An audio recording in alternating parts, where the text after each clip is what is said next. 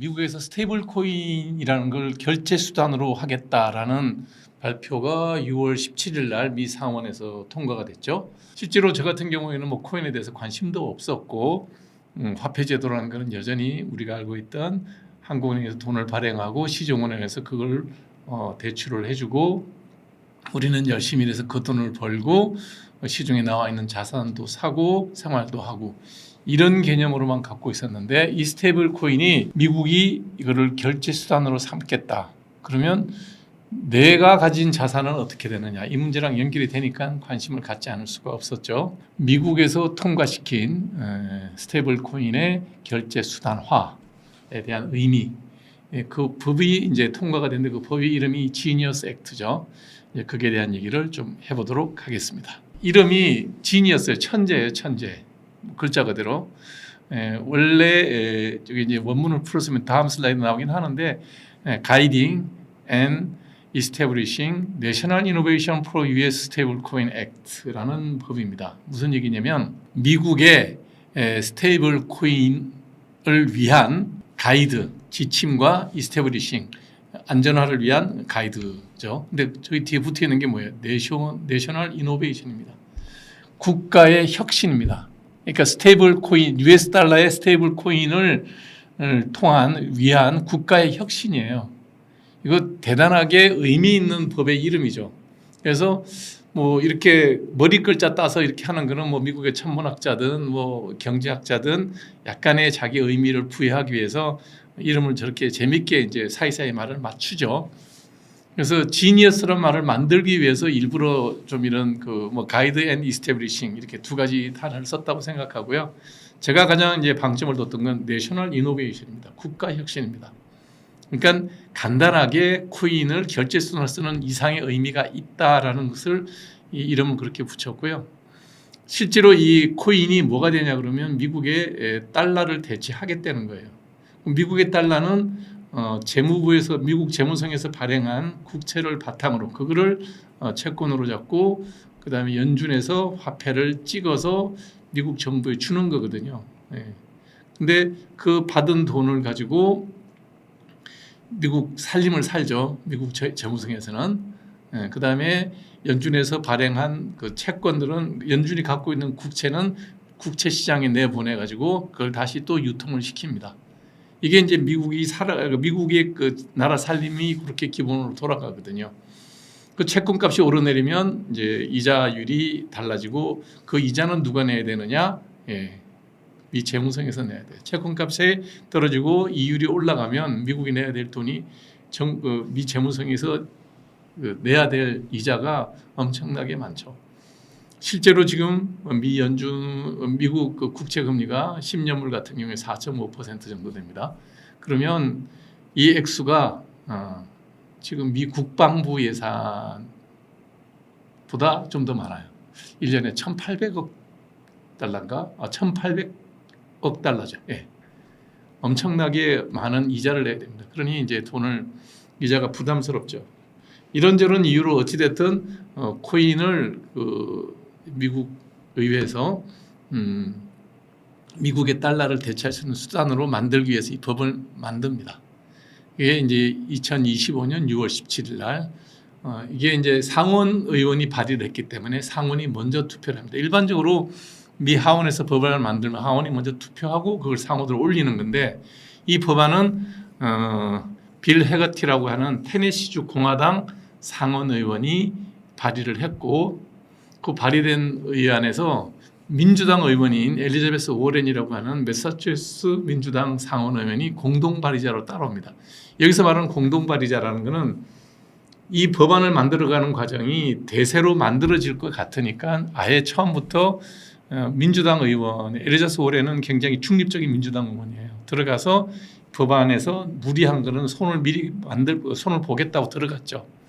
들어가서 같이 만든 거예요. 그래서 발의를 했는데 상원에서 68대 30입니다. 거의 7대 3으로 통과됐죠. 근데 미 상원의 의원 그 구성을 볼 것 같으면 52대 48 정도 돼요. 공화당이 52, 민주당이 48. 그러니까 별 차이가 없는데 이 법안만큼은 민주당, 공화당 양당이 합의해서 통과시켰다라고 볼 수 있는 그런 정도의 압도적인 다수로 상원을 통과했습니다. 하원으로 이미 이제 넘어갔고 하원에서 7월 중에 통과가 되면 8월 중에 트럼프 대통령의 사인을 하게 되면 바로 시작될 겁니다.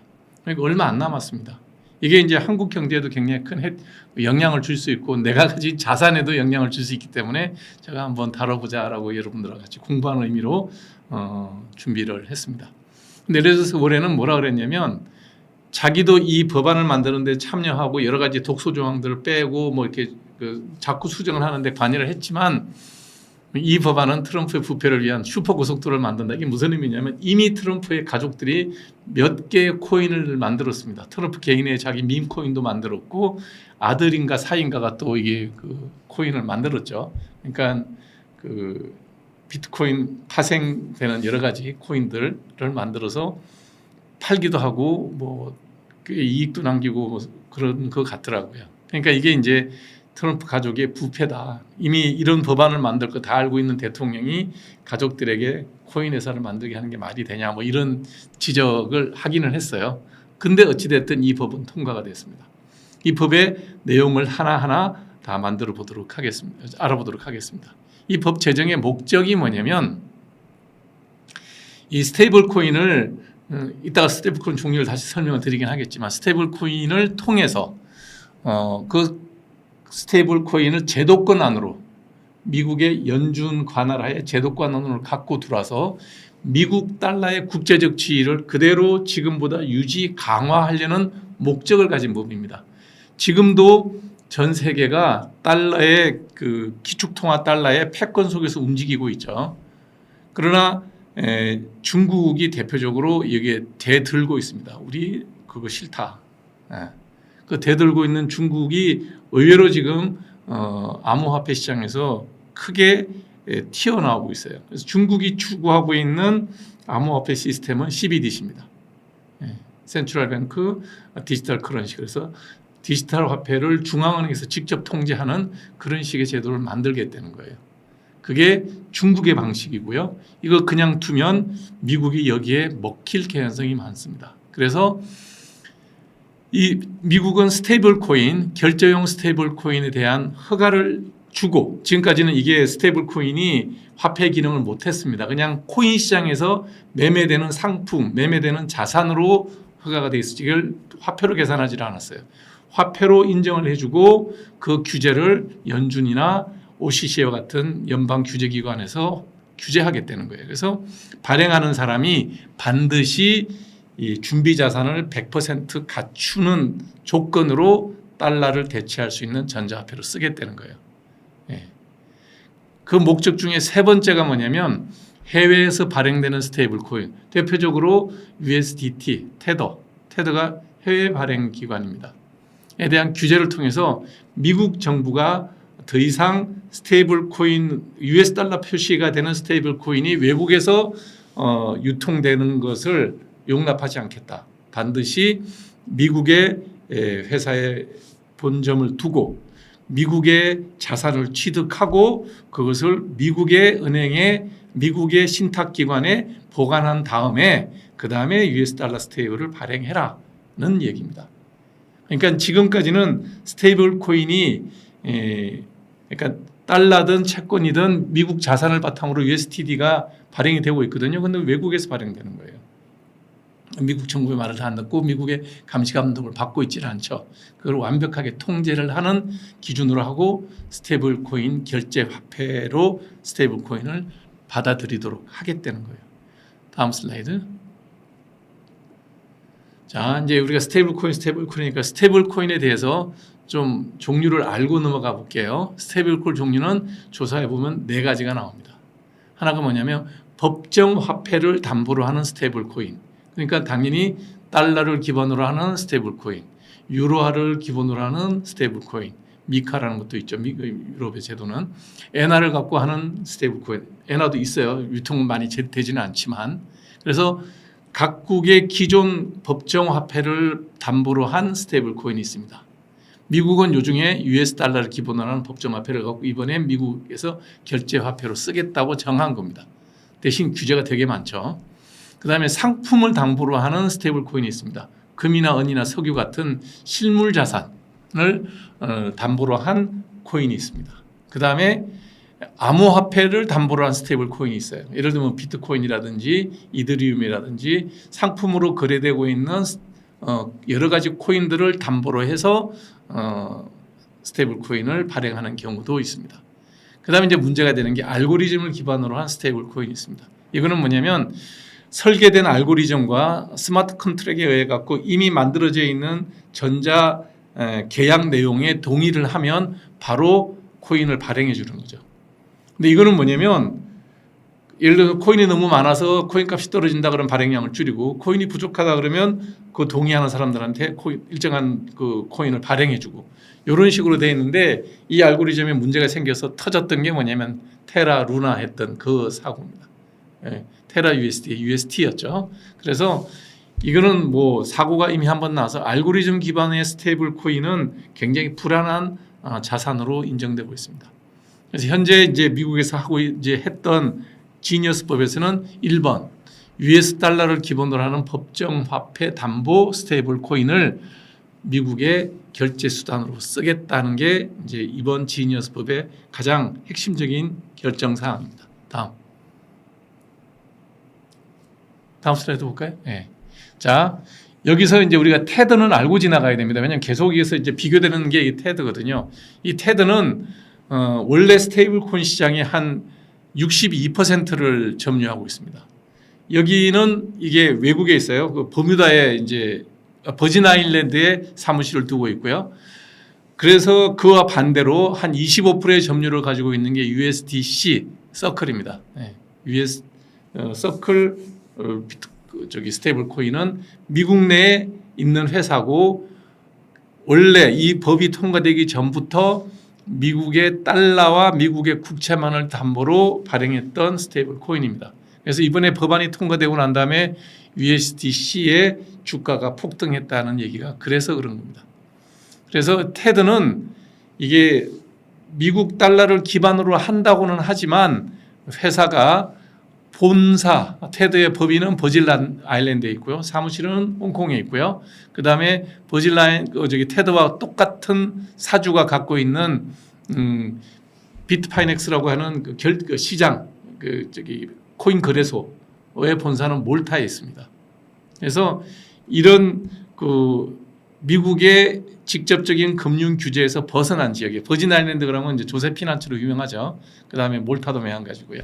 거기에 코인 거래소와 법인을 두고 있는 USDT는 그 전에 2018년도에도 이 달러하고 코인 연계되지 않은 상태로 테드를 많이 발행해가지고 비트코인 가격을 조작했다는 의혹을 받습니다. 그래서 CFTC가 뭐냐면 미국 상품 선물 거래소의 위원회입니다. 그러니까 Commodity Future Trading Commission 그래갖고 이제 그 미국 상품 선물 거래소의 위원회가 있는데 거기서 테드 발행사를 소환해서 조사했는데 혐의를 찾지는 못했어요. 비트코인 조작 혐의로, 시가 조작 혐의로 조사받은 적도 있고, 이제 이런 일이 벌어지고 나니까 이제 그 테드를 갖고 있는 USDT를 갖고 있는 사람들이 야 우리한테 이자도 안 주고 수수료만 받아가는데 너네들이 정말 달러 제대로 갖고 있냐? 아니면 뭐 국채를 제대로 갖고 있냐? 그래서 회계감사를 받아라라고 계속 이제 2017년부터 그 USDT를 가진 고객들이 이제 주장을 하는데 계속 거부하다가 시장에서 USDC도 나오고 이렇게 경쟁이 붙으니까 2023년인가요? 2023년부터 연결 준비금에 대한 보고서를 독립감사인을 통해서 보고서를 내고 있습니다. 그래서 2023년 3월 달에 보면 미국 단기 국채를 60% 갖고 있고요. 미국 달러를 0.5% 갖고 있고 그 외에 뭐 비트코인이라든지 금이라든지 다른 외국 화폐를 갖고 있는 걸로 되어 있습니다. 그래서 현재 만일에 USDT가 미국 내에서 결제 수단으로 쓰려고 그러면 본사를 미국으로 옮기고 이 연결 보고서에 대한 감사는 매달 하는 그 지니어스법을 지켜야 됩니다. 안 그러면 미국에서는 이게 결제화폐로서 USDT는 쓸 수가 없습니다. USDC가 훨씬 미국에서 많이 쓰이게 되겠죠. 다음 슬라이드. 자, 이걸 보고 이제 지니어스 법안에 대한 얘기를 해보겠습니다. 갑자기 그러면 왜 트럼프가 대통령이 되면서 지니어스 법을 만들고 스테이블 코인, 법정화폐를 기본으로 하는 스테이블 코인을 결제 수단으로 쓰게 됐냐? 여러 가지가 있지만 제일 중요한 것은 두 번째입니다. 중국이 엠브리지, 밑에 써놨죠. 멀티플 CBDC 브릿지를 엠브리지라고 약칭을 하는데, 중국이 주도하고 있는 엠브리지가 CBDC를 기본 결제 네트워크로 해가지고 거의 실용화 단계에 들어와 있습니다. 이게 이제 무슨 뜻이냐면 멀티플 브릿지라는 엠브리지라는 게 멀티플 CBDC 브릿지의 약칭이에요. 이게 뭘 하고 있냐 그러면 각국의 중앙은행끼리 CBDC를 할 수 있는 플랫폼이에요.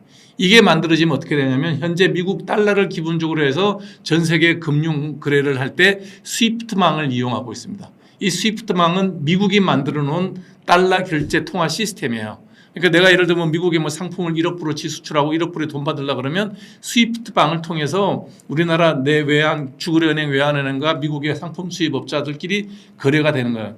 뭐 전산으로 1억 불을 함익병유한 회사로 보내줘라. 라면 그거를 1억 불어치 달러를 들고 다니지는 않는단 말이에요. 전산으로 거래를 해야 돼요. 그때 쓰는 게 스위프트망입니다. 이게 전 세계 달러의 거래 네트워크의 기본 플랫폼이에요.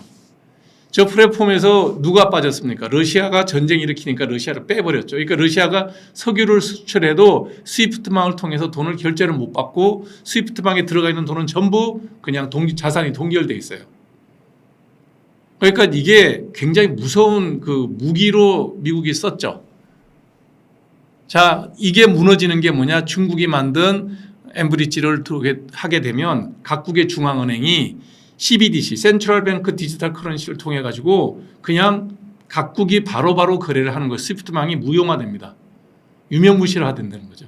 이게 바로 떠오르니까 미국에서 이거 이대로 두면 안 되겠다. 어떻게 하든지 달러의 패권을 유지하고 스위프트망도 유지하고 국제 결제 통화로서 달러를 계속 지키기 위해서는 빨리 뭔가 우리도 디지털 화폐를 갖고 들어와야 되겠다고 생각한 게 미국이 스테이블 코인을 제한하고 코인을 갖고 뭐 옛날에 1기 때 트럼프는 뭐라 그랬냐면 저거 폰지 사기와 똑같은 거야. 이렇게까지 얘기했던 사람이 갑자기 바뀐 이유가 여러 이유가 있지만 제가 보는 거는 엠브리지가 실용화 단계에 들어선 거예요. 왜냐하면 홍콩, 태국, 중국, UAE가 이게 하고 잘 통해요. 그리고 BIS 혁신 홍콩 센터에서 이걸 하고 있어요. 이게 돌아가기 시작하면 스위프트 필요 없고 달러 필요 없고 그냥 위안화하고 뭐 예를 들면 홍콩 태국 바트하고 바로 이렇게 바꿀 수가 있어요. 요 CBDC를 이용을 하면. 그러니까 이 CBDC도 그 블록체인 기반으로 움직이기 때문에 할 수 있는 거예요. 그것 때문에 먼저 바꾸지 않았나, 서둘러 바꾸지 않았나. 그리고 2기 트럼프 행정부가 들어서기 전에 들어서자마자 시작해요. 지금 우리는 뭐 이번에 법안이 통과됐다 그러지만 1월 달 취임하자마자 바로 트럼프는 이걸 준비하고 백악관에서 회의도 했어요. 뒤에 또 살펴드릴게요.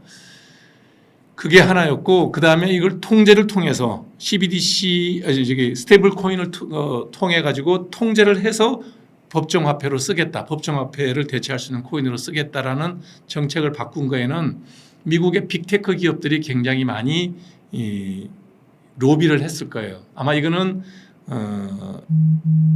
여러 가지 생각을 해봐야 되겠지만 일론 머스크가 트럼프를 지지했던 이유 중에 하나가 아마 이런 걸 매개로 해서 하지 않았나 생각해요. 지금은 또 갈라섰지만 어찌됐든 일론 머스크도 엄청나게 많은 자산을 주식 투자된 자산을 갖고 있죠. 갖고 있고 테슬라 같은 거를 매매할 때 지금 달러로 받잖아요.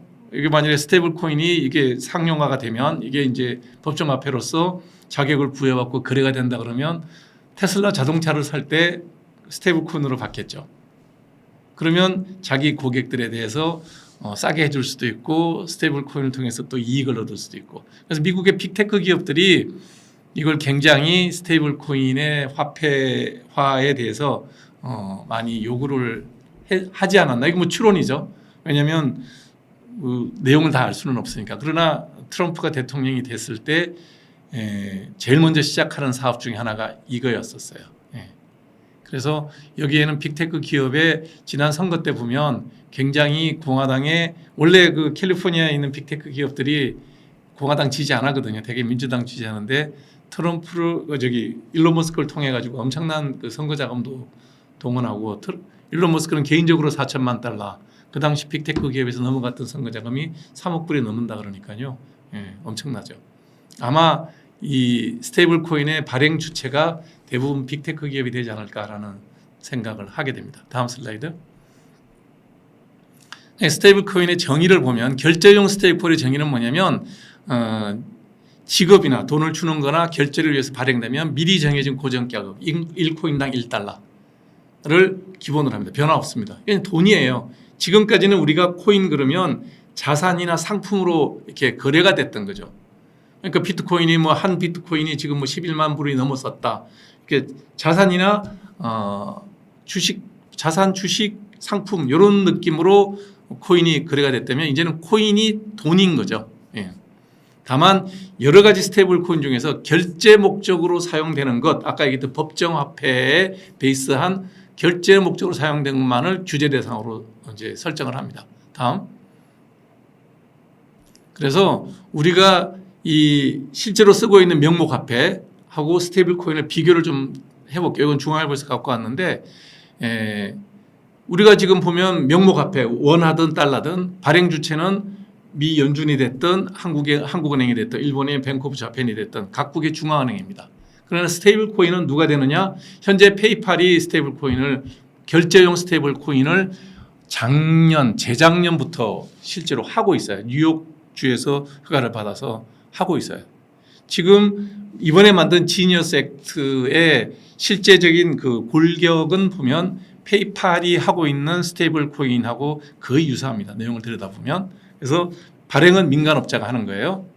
그 다음에 달러나 원화는 발행할 때 기준이 뭐냐, 담보가 뭐냐면 국채입니다. 국채. 미국 달러 같은 경우에는 미국 국채 종류는 4가지가 있어요. 하나가 뭐냐면 1년짜리 미만의 단기 국채, 트레저리 빌이라 그러고요. 1년부터 10년까지 중기 국채를 트레저리 노트라 그럽니다. 그리고 10년 이상 30년물까지 장기 국채를 트레저리 본드라 그러고요. 그다음에 또 이제 최근에 나온 최근 안에 가장 마지막에 나온 채권 중에 하나가 인플레이션을 보상해주는 팁스라는 게 있습니다. 트레저리 인플레이션 프로텍션 시큐리티 뭐래갖고 이렇게 인플레이션율만큼 금리로 보장해주는 그런 국채도 새로 만들었어요. 미국이 이제 국채 시장을 자꾸 활성화해야 미국은 이제 달러를 발행해서 쓸 수가 있으니까 이 4가지가 있는데 그 국채를 보통 미국 그 재무성에서 발행을 해서 연준에 넘기면 1년물 그다음에 팁스 그다음에 그 10년물 트레저리 빌 트레저리 노트는 잘 팔려요. 근데 그 장기 트레저리 본드는 대부분 그게 잘 안 됩니다. 매매가 잘 안 되고 일부 보험회사가 인수하고 나면 그 인수가 안 되는 게 있어요. 그것만큼 연준에서 현금으로 찍어서 보내주는 게 미국의 화폐 발행의 가장 기본적인 메커니즘입니다. 그러니까 결국은 뭐냐면 연준이 돈을 갖고 있는 담보물은 미국 국채예요. 그걸 바탕으로 이제 저기를 하죠. 발행을 해주고 한국 같은 경우에는 우리나라 국채를 담보로 해가지고 보통 이제 통화안정증권 같은 경우가 우리나라가 이제 원화 찍을 때 기본이 됩니다. 그러니까 어찌됐든 국채를 담보로 해서 돈을 찍고요. 근데 스테이블 코인은 100% 미국 달러나 아니면 미국의 단기 국채 언제든지 찾을 수 있는 되게 지금 미국 기준으로 따지니까 석 달 이내 단기 국채예요. 93일인가 그럴 것 같은데 예. 석 달 이내의 단기 국채 언제든지 달러로 바꿀 수 있는 거를 갖고 있어야 돼요. 그게 이제 스테이블 코인하고 명목화폐의 차이예요. 그래서 대조표를 볼 것 같으면 자기들이 그 스테이블 코인 발행 업체는 코인 발행한 건 부채고 자기가 갖고 있는 거는 준비금 단기 국채 달러. 예. 그다음에 중앙은행 같은 경우 명목화폐는 자산은 뭐가 되냐면 내가 갖고 있는 담보물은 미국 국채, 한국 국채고요. 그다음에 본인이 찍어낸 종이 쪼가리는 갚아줘야 될 부채가 되는 거죠. 근데 유통 방식을 보면 블록체인은 당연히 블록체인 바탕으로 스테이블 코인이 이제 유통을 시키는 거고요. 그다음에 스테이블 코인은 본인이 이게 스테이블 코인 100개를 발행하려면 100개 정도의 준비 자산금을 갖고 있습니다. 그래서 100% 지급 준비제입니다. 근데 은행은 달라요. 요게 이제 은행하고 스테이블 코인하고 차이예요. 은행은 뭐냐면 지급 준비율이라는 게 보통 우리는 현재 7%예요. 100억을 빌리면 7억만 중앙은행에 예치해 놓고 한국은행에 예치하고 93억을 가져가서 내가 유통을 시키거든요. 은행은 단순하게 예전 지난번에 제가 통화 성수 얘기하면서 화폐 성수 얘기하면서 10% 지불 준비율을 바탕으로 발행을 하면 이제 100억을 꾸면 90억 가꾸고 10억은 은행에 중앙은행 한국은행에 맡겨놔야 돼요. 그걸 계속 돌리면 이제 그 등비 수율의 합 무한 등비급수의 합을 계산하면 90억을 돌리면 900억이 되죠. 10배 정도의 통화 승수가 나온다는 얘기를 했었죠. 그래서 통화 승수만큼 신용을 창출할 수 있는 거는 명목화폐만 있어요. 왜 그러냐? 10%는 지급 준비하고 나머지 90%를 써요. 근데 스테이블 코인은 100% 자산을 갖고 딱 그만큼만 발행할 수 있으니까 이 승수 효과가 전혀 없습니다. 신용 창출 효과를 전혀 부여하지 않았어요. 왜? 잘못되면 부도가 나면 뭐 막아줄 방법이 없죠. 이쪽 명목화폐 쪽은 최후의 최종 대부자가 누구예요? 중앙은행이라는 게 있죠. 지난번에 리만브러스 사건 때 사태가 벌어져서 미국이 망하려고 그러니까 연준에서 뭐 어떻게 했습니까? 무려 7조 달러를 윤석열 돌렸어요. 그러니까 최종 대부자로 중앙은행이 있는 거예요. 스테이블 코인은 각 그 빅테크 기업들이 발행하는 스테이블 코인 밖에 갖고 있는 미국 달러나 미국의 단기 국채 외에는 자산이 없으니 부도나면 안 되는 거예요. 그래서 100% 지불 준비를 해놔야 돼요. 그래서 통화 성수 효과는 전혀 없습니다. 목적은 뭐 화폐는 여러 가지 이제 거시 경제 목표를 이루기 위해서 물가 안정도 해야 되고 경제 성장도 해야 되고 고용도 창출해야 되고 이런 거지만 스테이블 코인의 목적은 그런 거는 없어요. 결제를 편하게 하겠다. 왜 전부 핸드폰으로 결제하는데 뭐 카드 쓰고 복잡하게 할 필요 없다. 여기 코인 들어와 있으면 쭉쭉 결제할 수 있게 해주겠다. 그다음 두 번째, 국제 송금을 할 수 있어요. 이게 이제 기존 은행들이나 스위프트망을 갖고 있는 데서 운영하는 사람들은 굉장히 불리하죠. 송금 수수료가 하나도 없는 거예요. 환전 수수료가 하나도 없는 거예요. 그러니까 되게 사용자는 편하죠. 그다음에 이제 통화 수요를 유도하는 방식은 명목화폐니까 명목화폐 기본 피아트머니 원화 달러는 법정 통화를 법으로 정해줬으니까 갖고 있고요. 그다음 세금 징수할 때 저걸로 낼 수 있어요. 그다음에 이쪽은 스테이블 코인은 그러면 왜 유통이 될까? 스테이블 코인은 회사들이 왜 발행을 할까? 그거는 뭐냐면 일단 100% 환매할 수 있게끔 해주겠다라고 이제 신뢰 관계는 맺어야 되는 거고요. 그다음에 온라인 결제가 되게 편하게 돼 있고. 중요한 거는 자 내가 이제 일론 머스크예요. 우리가 테슬라 마니를 이제 스테이블 코인으로 발행을 해요. 그러고 난 다음에 소비자한테 어떻게 할 수 있을까요? 너 이걸로 결제하면 테슬라 차 살 때 5% 할인해 줄게. 그러면 사람들이 많이 이거를 사겠죠. 테슬라 차를 살려는 사람이면 테슬라 스테이블 코인을 사겠죠. 페이팔 같은 경우에도 페이팔로 결제를 하면 우리가 거래하는 여러 회사들의 물건값의 2%를 리워드 해주겠다. 뭐 이러면 이제 사겠죠. 그래서 이런 기준으로 이제 통화 수요를 만들어내고 스테이블 코인은 발행사는 두 가지 이익을 얻을 수가 있죠. 첫째, 채권을 사게 되면 채권이 기본적이잖아요. 자산이잖아요. 지급 보증금이 대부분 채권이거든요.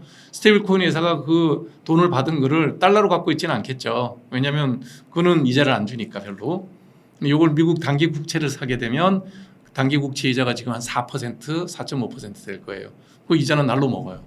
얼마나 커요? 100억 불에 4억 5천만 불을 먹을 수 있는데 아무 일도 안 하고 자기들이 갖고 있는 시스템만 돌리면 이제 그런 목적으로 이제 이 스테이블 코인이 운영이 될 것 같아요. 다음 슬라이드. 자, 그래서 일반 스테이블 코인, 아까 스테이블 코인 종류 4가지를 얘기했잖아요. 그래서 그 중에서 결제 대용 스테이블 코인은 법정 화폐를 기본으로 하는 거다. 그래서 이 스테이블 코인은 증권이 아니기 때문에 정권거래법에 해당되지 않아요. 지금까지는 증권이나 자산이나 상품으로 인용이 됐거든요. 그래서 증권거래법에 인용을 받지 않고 미국의 같은 경우는 연준에서 FRB 아니 요즘엔 페드라고 그러죠. 더 페드에서 연준에서 직접 관리합니다. 통화로 인정하는 거죠.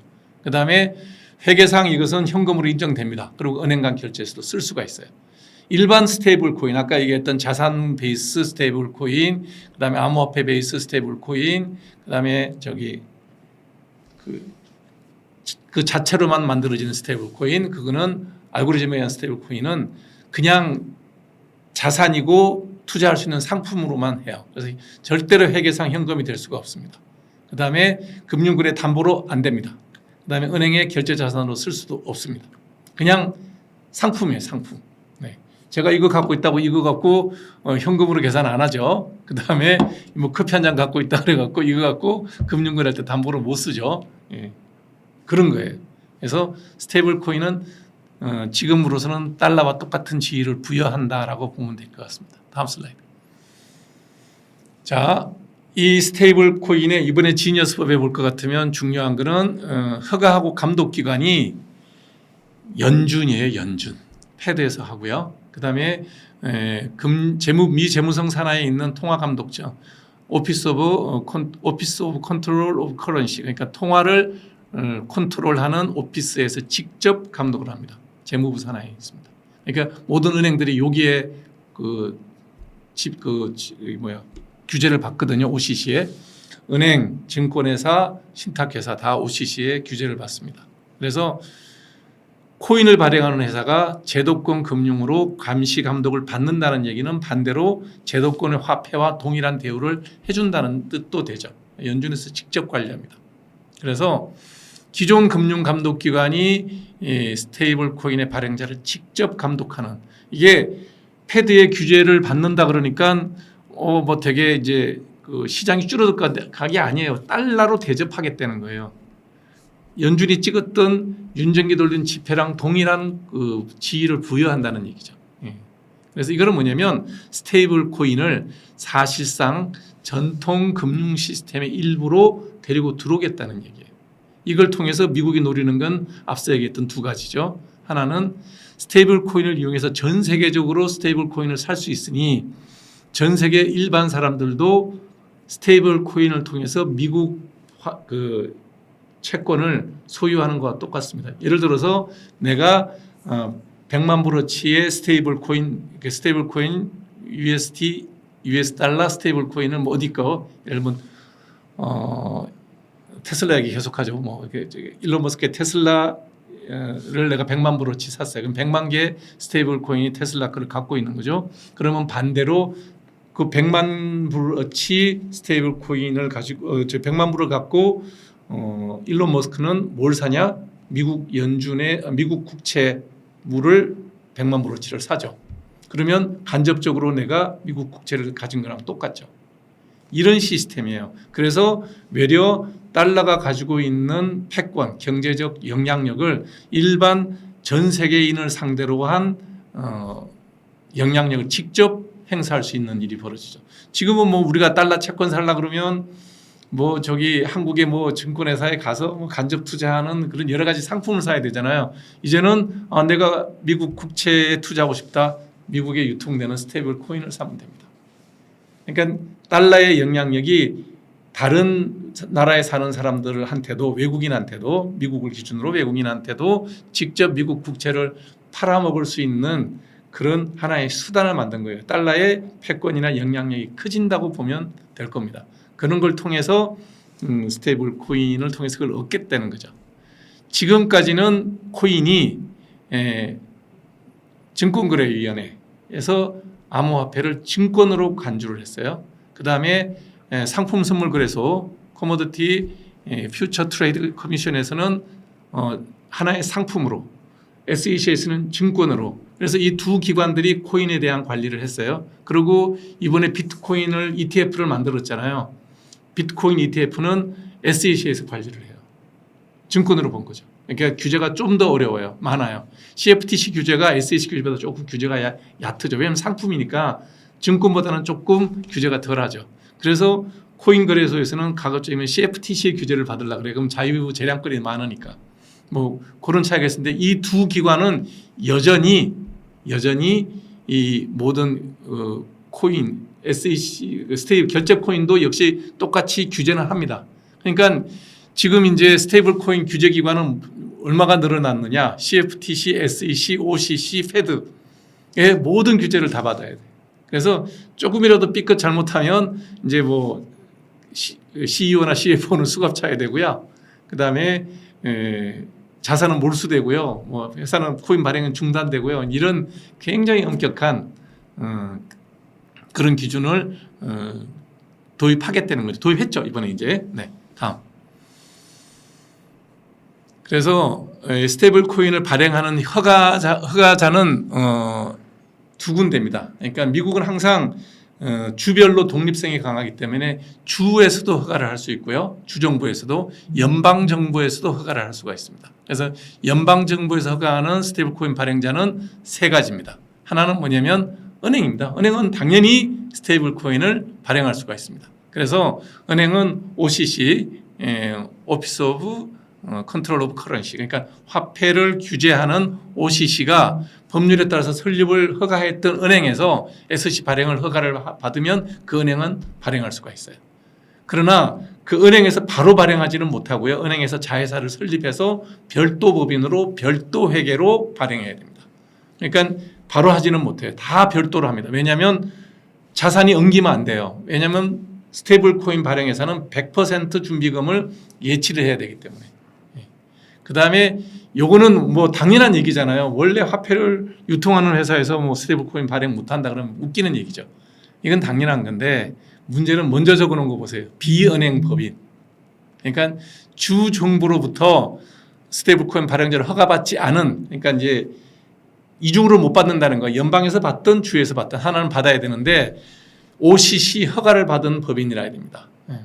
Office of Control of the Currency. 그러니까 화폐 통화 감독청으로부터, 재무부 산하에 있는 통화 감독청으로부터 허가를 받은, 그러나 주정부는 아니고 연방에서 허가를 받은, 그래서 연방정부 허가가 되는 거고요. 그래서 이중은 안 되는 거고요. 그 다음에 이제 또 하나가 뭐냐면 외국 은행의 연방 지정은 OCC가 허가를 하면 받을 수가 있습니다. 무슨 얘기냐면 우리나라의 국민은행이 미 연방 지정 허가를 득할 수가 있잖아요. 그죠?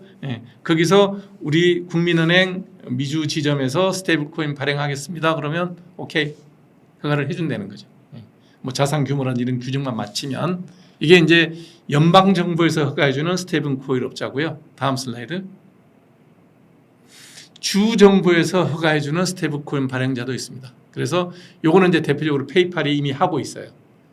페이팔의 스테이블 코인이 이렇게 하고 있습니다. 뉴욕주 주법에 따라서 합법적으로 설립되고 뉴욕주의 금융 서비스국에서 허가를 해줘서 할 수 있습니다. 준수사항이 두 가지 선택을 해야 되는데 발행 잔액이 내가 100억 불 이하면 뭐 내가 주정부를 택해도 되고 연방도 택해도 돼요. 내가 예를 들면 이제 페이팔이라고 칠게요. 페이팔이 현재 100억 불 얼마인지 모르겠는데 페이팔이 100억 불 이내면 지금 현재 뉴욕주에서 100억 불 이내니까 하고 있어요. 근데 만일에 지금 뉴욕주 허가를 받아서 페이팔이 하고 있는데 이게 100억 불이 넘어가면 200불이라고 가정하면 1년 이내에 연방 규제로 전환해야 됩니다. 아니면 발행이 중단됩니다. 연방 규제로 넘어와야 돼요. 그러니까 소액은 주에서 해도 되는데 액수가 커지면 연방정부의 규제로 들어와라 이렇게 되는 거죠. 다음. 여기서 제일 중요한 건 뭐냐면 준비자산을 1대1로 무조건 유지해서 그 준비자산금을 보유해야 된다. 이거 안 하면 걸리면 전부 수갑입니다. 굉장히 법이 엄합니다. 그래서 준비자산은 하나, 둘, 셋, 넷, 다섯, 여섯, 7가지가 있죠. 번호를 붙여내가지고 개수는 가지는 7가지입니다. 하나는 뭐냐면 현금을 가져야 된다. 뭐 현금은 오케이. 그게 이제 미국의 주화가 됐든 지폐가 됐든. 그 다음에 연준의 그 계좌 예치금으로 연준의 돈이 들어가 있는 거. 이거는 뭐 언제든지 꺼내 쓸 수 있는 거니까 현금이죠. 현금과 똑같죠. 그 다음에 예금도 정기적금 이런 거 안 됩니다. 그냥 언제든지 뺏을 수 있는 요구불 예금, 보통 예금, 수시 인출이 언제든지 가능한. 그러니까 코인 산 사람이 나 돌려주세요. 그러면 그날로 주라는 얘기예요. 그날로 안 주면 다 잡아넣겠다는 거예요. 그러니까 그러면 제가 만일에 테슬라를 경영해서 테슬라 스테이블 코인을 만들었으면 현금 갖고 있겠습니까? 이자 몇 푼 주지도 않은 요구불 예금 갖고 있겠습니까? 그건 아무도 안 갖고 있죠. 바보 아니면 안 갖고 있죠. 주로 뭘 갖고 있겠습니까? 세 번째입니다. 단기 국채. 잔존만기 93일, 그러니까 31 곱하기 3, 석 달 이내짜리 잔존만기 단기 국채나 아니면 장기 국채라도 석 달만 잔존만기가 남았으면 10년물이라도 석 달 뒤에 이제 환금할 수 있는 돈이면 돼요. 그러니까 장단기 국채 강권 없이 잔존만기면 93일 이내, 석 달 이내 발행을 한다 그러면 석 달짜리. 왜냐하면 석 달짜리 아까 얘기했죠. 트레저리 빌. 그거는 이제 석 달짜리가 있거든요. 그런 거. 그것만 가능해요. 이거 외에 더 길어지는 거는 6개월짜리도 안 된다는 거예요. 그러니까 미국의 단기 국채가 굉장히 이제 잘 팔리겠죠. 그 다음에 RP라는 건 뭐냐면 이제 RP가 뭐냐면 이게 다시 되사는 거를 담보로 한 우리말로 이게 뭐라더라? 담보부 채권을 발행하면 그거는 뭐냐면 이런 거예요. 연준에서 국채를 시중에 있는 그 국채를 받아오면서 돈을 풀어주면 그게 이제 RP예요. 리펄체이징, 다시 사겠다는 걸 담보로 한 어그리먼트. 그러니까 담보부 채권인가요? 이게 환매 조건부 담보부 채권인가 뭐 그래 우리말로 번역하면 이게 이제 그 RP도 보면 93일 이내짜리 국채를 담보로 한 RP만 된다는 거예요. 회사채 안 돼요. 미국 국채를 담보로 석 달 이내 돌려 사겠다는 RP도 되고요. 그다음에 영레포도 돼요. 영레포 같은 경우는 금리에 따라서 좀 돈을 영레포 금리가 RP 금리보다 0.5% 정도 높아요. 그렇기 때문에 초과 담보 설정을 해야 됩니다. 0.5%만큼 초과 담보를 설정해야 됩니다. 왜냐하면 영레포 금리가 RP 금리보다 항상 조금 높아요. 그러니까 이런 거 아주 초단기 어쨌든 석 달 이내짜리만 가능한 거예요. 그다음에 MMF 이것도 역시 보면 대개는 석 달 이내짜리죠. 그래서 이런 초단기 채권을 다 갖고 있어야 돼요. 그다음에 유동성이 풍부한 연방정부 발행 자산도 가능합니다. 뭐 연방정부에서 자기들이 보증하고 발행하는 자산이니까 당연히 괜찮죠. 그다음에 이제 맨 마지막입니다. 여기 되게 중요한데 토큰화된 준비 자산입니다. 위에서 지금 거론되고 있는 모든 자산의 토큰의 형태도 그건 받아주겠다는 거예요. 점점 미국이 지금까지 기존의 그 화폐 발행 방식이 아니라 이런 크립토를 그러니까 암호화폐를 기본으로 하는 이 토큰 시장을 키우겠다는 거예요. 자산을 토큰화해서 하게 되면 그게 관련 법령만 엄격하게 준수한다면 이것도 화폐에 준한 대접을 하겠다는 겁니다. 목적이 이런 거예요. 다음 슬라이드. 그래서 고유동성, 언제든지 현금으로 바꿔줄 수 있는 지불준비금을 갖고 있어야 된다.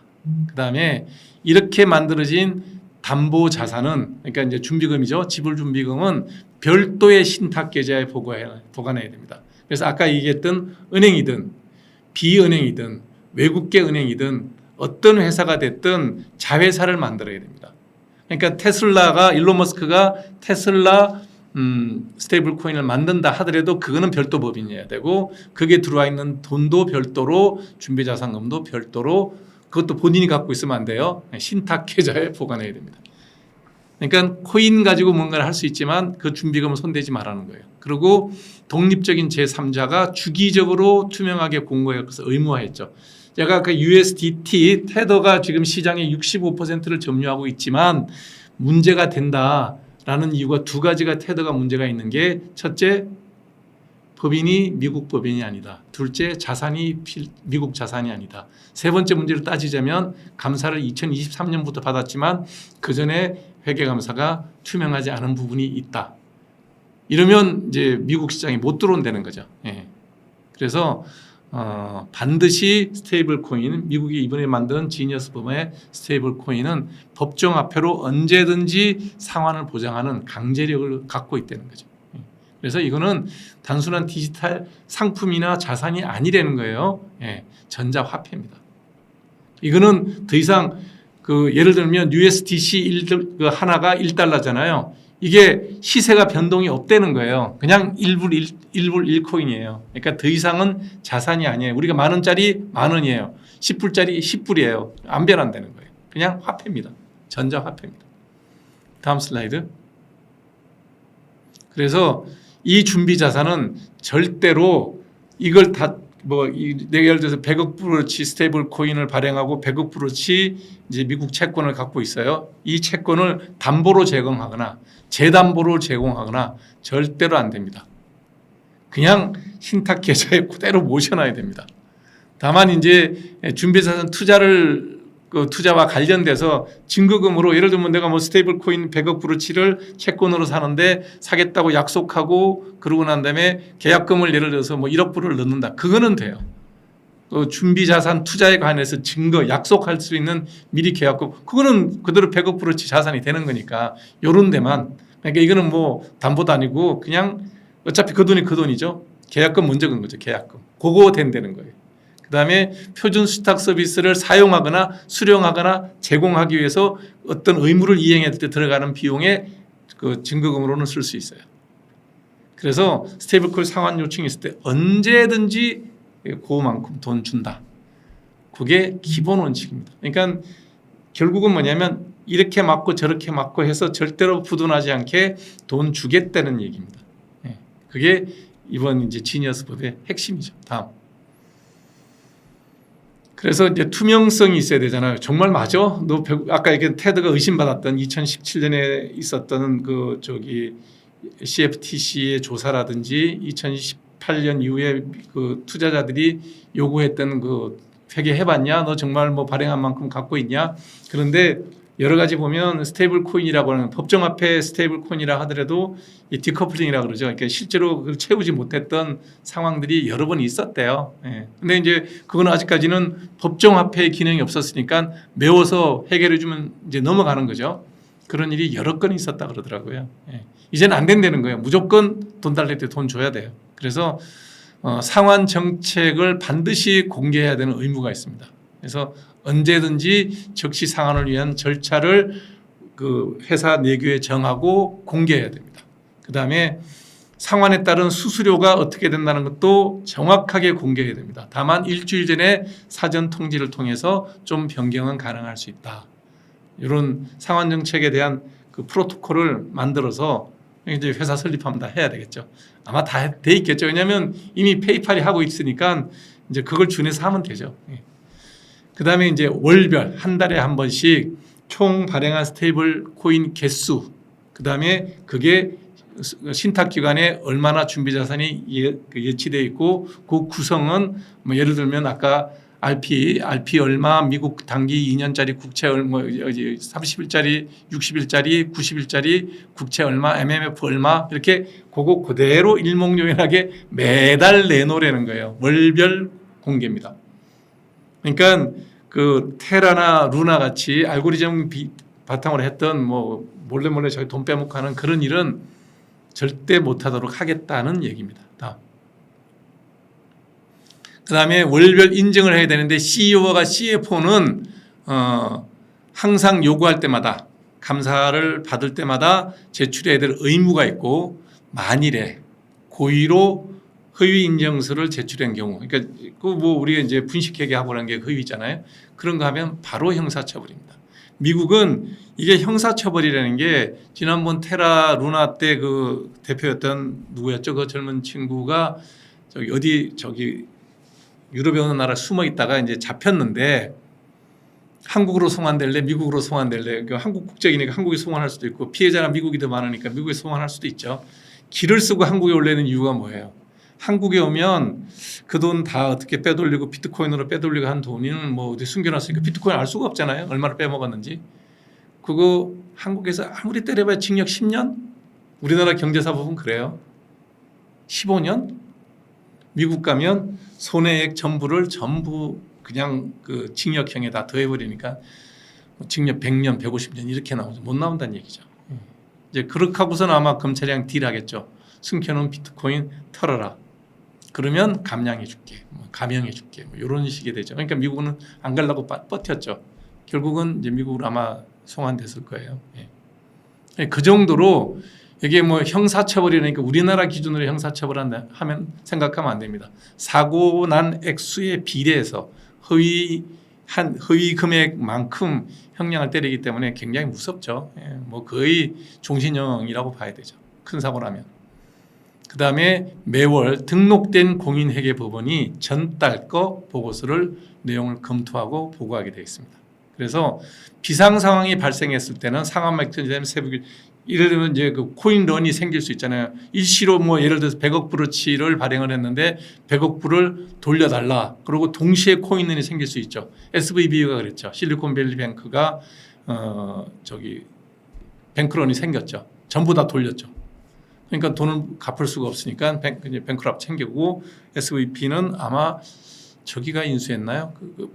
부도 처리하지는 않았을 거예요. 왜냐하면 돈을 예금을 결제해야 되니까 그게 다른 대형은행에서 인수했을 겁니다. JP모건이 인수했나 시티뱅크가 인수했나 인수하고 예금자 보호해서 뭐 돈은 돌려준 걸로 알고 있는데 왜냐하면 장기 국채를 갖고 있었기 때문에 뱅크런만 아니면 부도날 내용이 아니거든요. 부실 채권을 갖고 있었던 건 아니에요. 미국 국채를 갖고 있었는데 국채 금리가 오르면서 자산 국채 평가액이 줄어들고 뱅크런이 생기니까 바로 못 갚았던 거죠. 그러니까 비상 상황이 생겼던 거죠. 거기에 대한 유동성과 안정성을 법적으로 담보할 수 있는 세부 계획도 무조건 다 프로토콜을 만들어라. 뭐 프로토콜이 만들어진다고 다 되는 건 아니겠지만 어떤 식으로 해결하겠다는 것까지를 다 만들어야 된다라고 법제화는 되어 있습니다. 다음. 자, 중요합니다. 발행업자는 금융기관으로서의 의무를 다해야 됩니다. 이제 더 이상 뭐 빅테크 기업이 아니고요. 금융사예요. 금융사. 그래서 지켜야 될 내용이 전부 뭐냐면 은행이나 증권회사나 신탁회사에 준해서 이걸 다 해야 돼요. 그러니까 이게 그러면 우리가 이제 그 암호화폐라는 거는 탈중앙화가 되어 있고 분산화되어 있잖아요. 그리고 그게 전부 다 분산화되어 있기 때문에 개인 간의 거래에 대해서 중앙에서 모르는 게 원칙이에요. 근데 이거 전부 지키면 어떻게 되냐 그러면 이거 그냥 화폐랑 똑같이 다 노출돼야 됩니다. 보시면 자금 세탁 방지. 그러니까 이게 자금 세탁이 저게 뭐냐 안티 머니 론더리입니다. 그러니까 돈 세탁 방지법을 만들어야 돼요. 부정한 돈이 여기 들어와서 이걸 거쳐서 깨끗해지는 것을 막아야 돼요. 그러니까 범죄 자금 이런 거 못하게 돼야 되고요. 그다음에 적절하게 기록을 보관해야 됩니다. 이러면 이미 이거는 저기가 아니죠. 블록체인이 아니죠. 블록체인의 목적이 뭡니까? 내가 거래하는 거 거래자들끼리만 알아야 되는 거지 중앙에서 알면 안 되는데 보관해야 됩니다. 은행이니까. 그다음에 의심스러운 거래가 있으면 모니터링을 하고 보고해야 됩니다. 그러니까 이미 암호화폐가 아닌 거예요.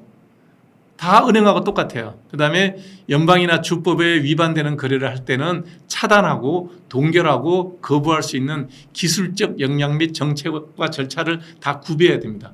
그러니까 블록체인을 바탕으로 암호화폐를 만들었는데 현재 은행이 하고 있는 모든 것을 다 할 수 있게끔 그 기술적으로 다 만들어 놓으라는 거예요. 그게 안 되면 허가 안 해준다는 겁니다.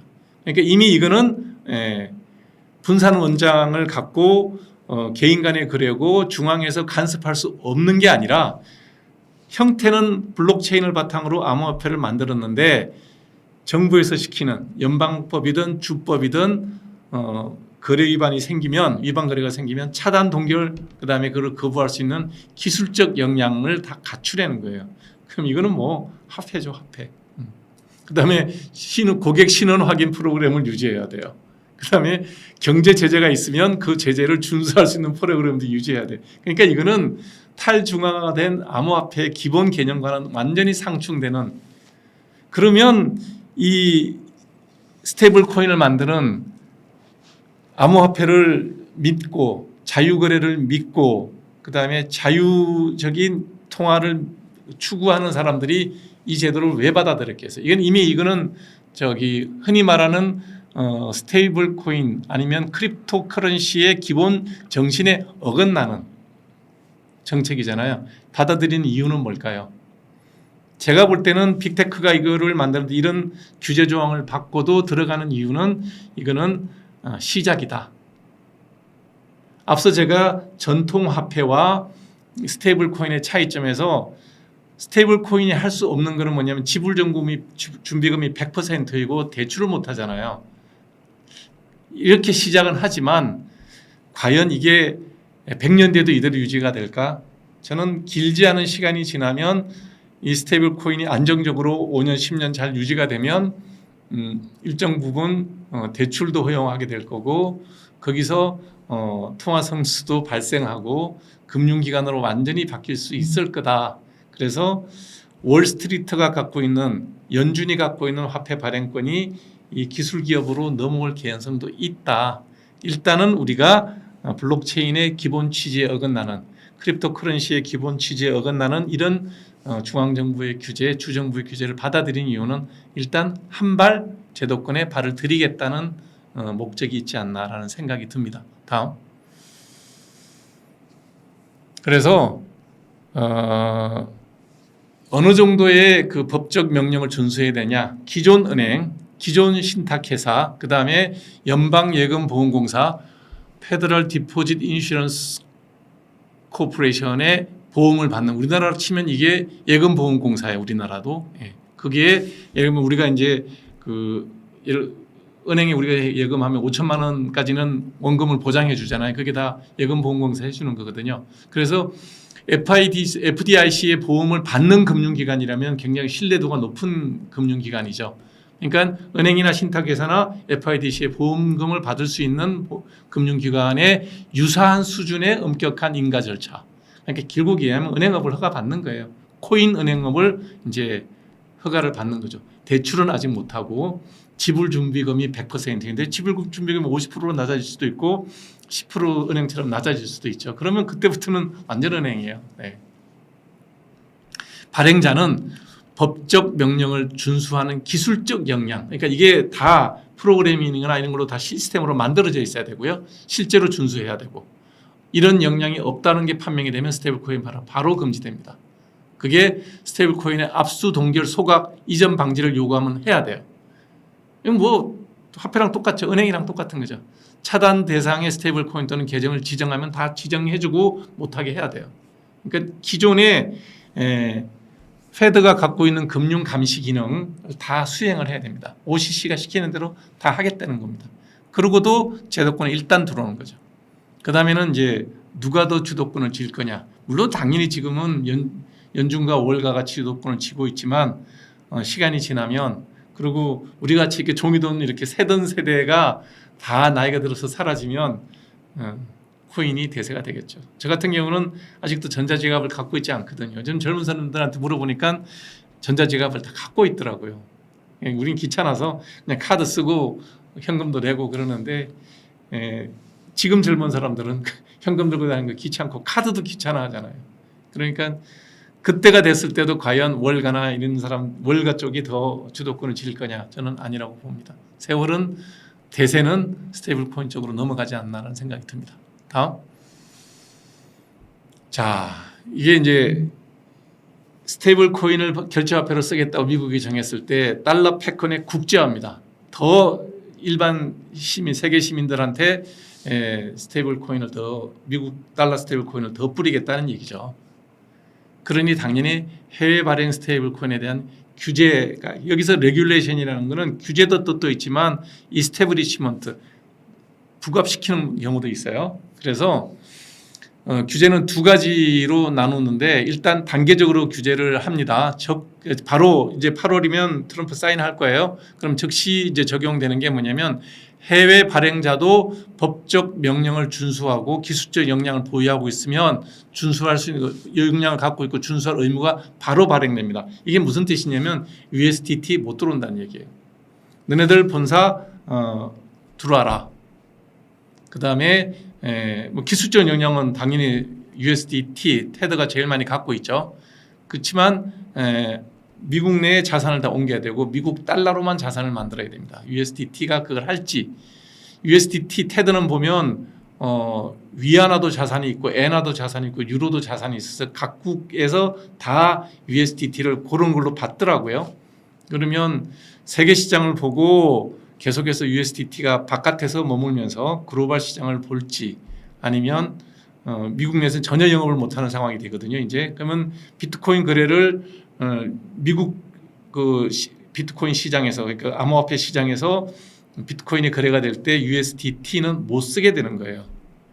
그래서 이거를 바로 시행을 하는 게 아니고 할 수 있으면 하는 건 좋은데 너네들이 능동적으로 들어오면 할 수가 있고 법만 지키면 되는데 3년의 유예 기간은 줬어요. 법안 시행 3년 후부터 미국 내 이 허가를 받지 못하면 해외 스테이블 코인 그냥 USDT라 그러면 돼. 테더예요. 테더 미국 내에서 제공하거나 판매하는 거 전면 금지됩니다. 3년 안에 USDT 들어와라 하는 얘기입니다. 들어오겠죠.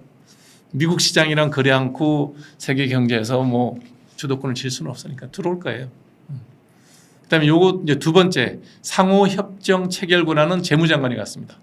이게 굉장히 중요한 게 뭐냐면 우리가 지금 이재명 정부 들어서서 이제 원화 베이스로 한 스테이블 코인을 발행하겠다라는 얘기를 하는데 결국은 그 달러화 스테이블 코인과 호환성을 갖추지를 못한다면 원화 베이스의 스테이블 코인이 시장을 만들기가 굉장히 어려울 겁니다. 미국 조건이 뭐냐면 재무장관은 미국과 동등한 규제 체제를 보유한 관할권, 그러니까 관할권이라는 게 국가가 되겠죠. 국가나 EU 같은 데가 되겠죠. 미국과 동등한 규제체를 보유한 국가와 상호 협정을 체결할 수 있으며 이를 통해 국제 거래 및 미국 달러 표시 스테이블 코인과 상호 운용성을 촉진할 수 있다. 결국 그냥 쉽게 얘기하면 지금 달러 패권하에 달러와 연동된 원화, 달러와 연동된 엔화, 뭐 달러와 연동된 다른 나라 화폐 이런 걸 기본적으로 하고 그 사람들이 이 스테이블 지니어스 법에서 규제한 동등한 규제 체제를 만들어야 상호 운용성을 재무장관은 촉진할 수 있다.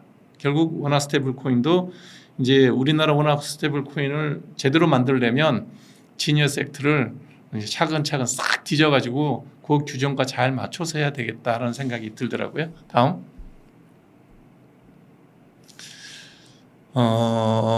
그 다음에 이제 해외 발행자의 예외 조건입니다. 이렇게 해외 발행자 미국과 동등한 규제 감독을 갖고 있는 국가의 규제 대상을 보면 OCC의 등록을 완료해야 돼요. 반드시 아까 얘기했죠. 외국의 연방은행 지점, 미국 연방 지점, 국민은행 미국 연방 지점은 OCC 등록이 완료가 되면 됩니다. 그 다음에 반드시 유동성 충족을 해서 준비 자산을 미국 금융기관에 보관해야 됩니다. 그러니까 USDT도 3년 안에는 미국에다 자산을 다 옮겨야 됩니다. 그 다음에 경제 제재 대상국은 절대 안 됩니다. 자금 세탁 우려가 있는 나라 안 됩니다. 그러니까 미국의 경제 제재를 받는 나라는 못 합니다. 그리고 반드시 미국과 동등한 규제나 감독 체제를 갖고 있어야 됩니다. 그래야지 해외 발행 스테이블 코인이 가능해집니다. 그러니까 여기서도 발행할 수 있다는 얘기예요. 우리는 뭐 미국의 제재 대상국도 아니고 그다음에 스테이블 코인을 원화 베이스로 만들더라도 아니면 달러 베이스의 그 코인 회사를 내가 만들더라도 만들 수 있어요. OCC에 등록만 되면. 다만 그때 우리가 예를 들어서 미국 그 스테이블 코인을 내가 만든다고 가정을 하면 그 모은 돈을 그 미국 채권을 사서 그걸 내가 갖고 있는 게 아니라 미국의 금융기관에다가 보관하면 됩니다. 예를 들면 삼성 같은 경우에 삼성은 끊임없이 금융사, 은행업을 하고 싶어 했어요. 이병철 회장 때부터 은행을 꼭 갖고 싶어 했었어요. 그래서 이제 은행을 못 가지고 우리는 이제 금산분립법에서 금융기관과 산업 기업은 동시로 가질 수 없게끔 돼 있어요. 그래서 금산분립법 해가지고 우리는 못 하는데 삼성의 꿈이 원래 금융사 갖는 거예요. 대우 김호중 회장도 금융사 갖는 거 되게 원했었는데 꼭 가고 싶다 그러면 지금 삼성이 100조 정도의 자산을 갖고 있잖아요. 한 100억 불, 100억, 1000억 조. 그러니까 한 1조 정도만 US 달러 그 미국 채권을 사서 미국 OCC에 등록을 하고 삼성 스테이블 코인을 발행할 수 있다는 얘기입니다. 단 그 100억 불어치의 그 미국 채권, 연방 정부에서 발행한 채권은 전부 미국의 금융기관에 자산을 맡겨놓을 수 있죠. 그렇게 따지면 미국 스테이블 코인을 삼성이나 이런 금융을 하고 싶어하는 우리나라 규제 때문에 못하는 금융업을 미국 가서 할 수 있죠. 이론적으로는 가능하다는 얘기입니다. 다음 슬라이드. 자, 이것이 이제 금융계에 이제 미치게 되는 게 뭐냐면 그 스테이블 코인이 시장이 이제 현재는 65%가 스테이블 코인의 US 테더라고 그랬죠. USD, US 달러 테더예요. 그래서 65%가 미국 달러고 0.4%가 그 코인 그 채권과 미국 달러이기 때문에 한 67, 8% 정도가 이제 그 미국 달러인데 19%가 담보부 융자라든지 비트코인이라든지 미국 외 국채로 구성이 돼요. 아까 얘기했죠. 유로든 뭐 다른 나라 국채를 갖고 있어요. 그러니까 당연히 미국 시장에서는 USDT는 바꾸지 않으면 자기의 회사 기본 철학을 바꿔서 미국에 들어가지 않으면 이제 쪼그라들겠죠. 근데 거기에 비해서 USD 서클, USDC는 100% 미국 달러로 이미 하고 있어요. 시장은 지금 한 20 몇 프로밖에 좀 안 되지만 이제 뭐 짧은 시간 안에 USDC가 치고 올라오겠죠. 물론 뭐 USDC만 있겠습니까? 여러 매그니피선트 7 특히 트위터 있는 트위터 X니까 저기 일론 머스크 할 거고요. 그 다음에 예전에 저기 누구지? 페이스북에 마크 저커버그가 코인 하려고 그러다가 한번 작살났죠. 그 저기 페이스북도 할 거고요. 뭐 애플 하지 않을까요? 애플 핸드폰 사면 코인 결제할 수 있고 뭐 여러 그 빅테크 기업들이 제가 볼 때는 다 덤빌 것 같아요. 엔비디아는 안 할 것 같은데 구글 하겠죠. 예, 뭐 예. 그런 식으로 이제 여러 그 대형 그 자본을 가진 기업들이 테크 기업들은 왜냐하면 이게 이제 플랫폼 만드는 거는 은행원들이 쓰고 있는 전산 시스템이 코블이잖아요. 그 후진 그 우리 지금 한번 보세요. 뭐 한번 전자결제 이거 한번 하려 그러면 옛날 은행 나같이 은행 쓰는 사람들은 공인 인증서 넣어야 돼. 그다음 인증 저기 뭐죠? 이게 뭐 또 저기 OPT 카드 써야 돼. 뭐 복잡하잖아요. 근데 요거 잘 만들어져 있는 그 플랫폼을 만든 데서는 토스인가 이건 바로 들어간다며 이렇게. 그러니까 이제 그런 기술을 갖고 있는 빅테크가 은행 잡아먹으려고 덤빌 거예요 아마. 예. 이게 이제 글로벌 스테이블 코인 시장이 변화가 올 거라는 건 눈에 보이는 거고요. 그 다음에 이제 미국 달러의 영향력이 지금까지는 그 뭐 큰 기업들이 기업 간 거래할 때 무역을 거래할 때 이럴 때는 영향을 주지만 우리 같은 사람들이야 뭐 달러가 뭐 올랐다 내렸다 금리가 올랐다 내렸다 별 관심이 없죠. 그냥 뭐 내 사는데 지장이 없으면 상관없죠. 근데 이제 서학 개미들이라든지 이런 분들이 이제 전부 돈을 보낼 때 지금까지는 여러 가지 복잡한 스스로 떼이는 일을 하다가 지금은 코인 갖고 바로 거래할 거예요. 아마 이게 앞서 얘기했잖아요. 은행 간 결제에도 스테이블 코인 쓰일 수 있다고. 그러면 여러분이 뭐 미국의 주식을 살 때 스테이블 코인으로 결제하면 돼요. 그러면 수수료 싹 없어지겠죠. 이런 시장들이 굉장히 클 거다. 지금 현재 우리나라가 미국 증시에 투자한 개인 개미 투자가들의 총액이 1,000억 불이 넘는 데거든요. 이제 그 거래가 지금은 다 스위프트망을 통해서 수수료 받으면서 환전 수수료 내고 뭐 다 해서 왔다 갔다 했는데 이제는 코인으로 바로 가는 거죠. 그러면 이제 그런 것들이 바뀌겠죠. 그 달러 결제가 훨씬 늘어날 겁니다. 예. 그러면 이제 중요한 얘기예요. 통화 주권에 아주 광범위한 영향을 미칠 수밖에 없다는 거죠. 뭐 아주 극단적인 예를 들면 여러분이 한국에 있는 어느 호텔에 이제 예를 들어 관광 호텔에 미국인이 스테이블 코인을 갖고 한국에 들어와요. 그러면 지금은 달러를 내면 환전 수수료 계산해서 뭐 이렇게 현재 시세 뒤에 그 벽에 붙어 있잖아요. 살 때 얼마, 팔 때 얼마, 그게 맞춰서 계산해 가지고 얼마입니다라고 얘기를 하는데 이제는 스테이블 코인을 바로 내겠죠. 수수료 없으니까. 그렇게 거래가 되고 서비스가 왔다 갔다 할 수 있죠. 그러면 그 사람들은 달러를 거래했지 한국에서 원화 쓴 게 없어요. 그럴 때 통화 주권에 영향을 많이 주겠죠. 반대로 우리가 외국 나갈 때도 매한가지죠. 지금은 내가 외국 나가면 카드를 쓰잖아요. 카드 쓰면 뭐 카드 수수료 내고 이렇게 하는 건데 그게 다 없어지는 거예요. 그러니까 그 거래 추적이라는 거는 지금과 같이 이제 원화가 왔다 갈 때 우리나라 카드가 왔다 갔다 할처럼 그거는 불가능하죠. 파악이 불가능하죠. 그러니까 돈의 흐름을 현재는 다 알 수 있지만 이제는 모르는 부분이 많이 생길 거예요. 그래서 통화주권이라든지 징수권이라든가 세금, 징세권에도 영향을 줄 거예요. 더 중요한 거는 뭐냐면 중남미 같이 아주 그냥 인플레가 상습적인 나라는 이미 USDT를 쓴대잖아요. 그런 나라에서 자국 통화에 대해서 화폐 수요가 떨어지게 되면 이제는 뭐 아예 그냥 그 나라는 화폐 발행권이 없는 거예요. 다 미국 영향권. 특히 중남미는 그럴 개연성이 상당히 많죠. 다음 슬라이드.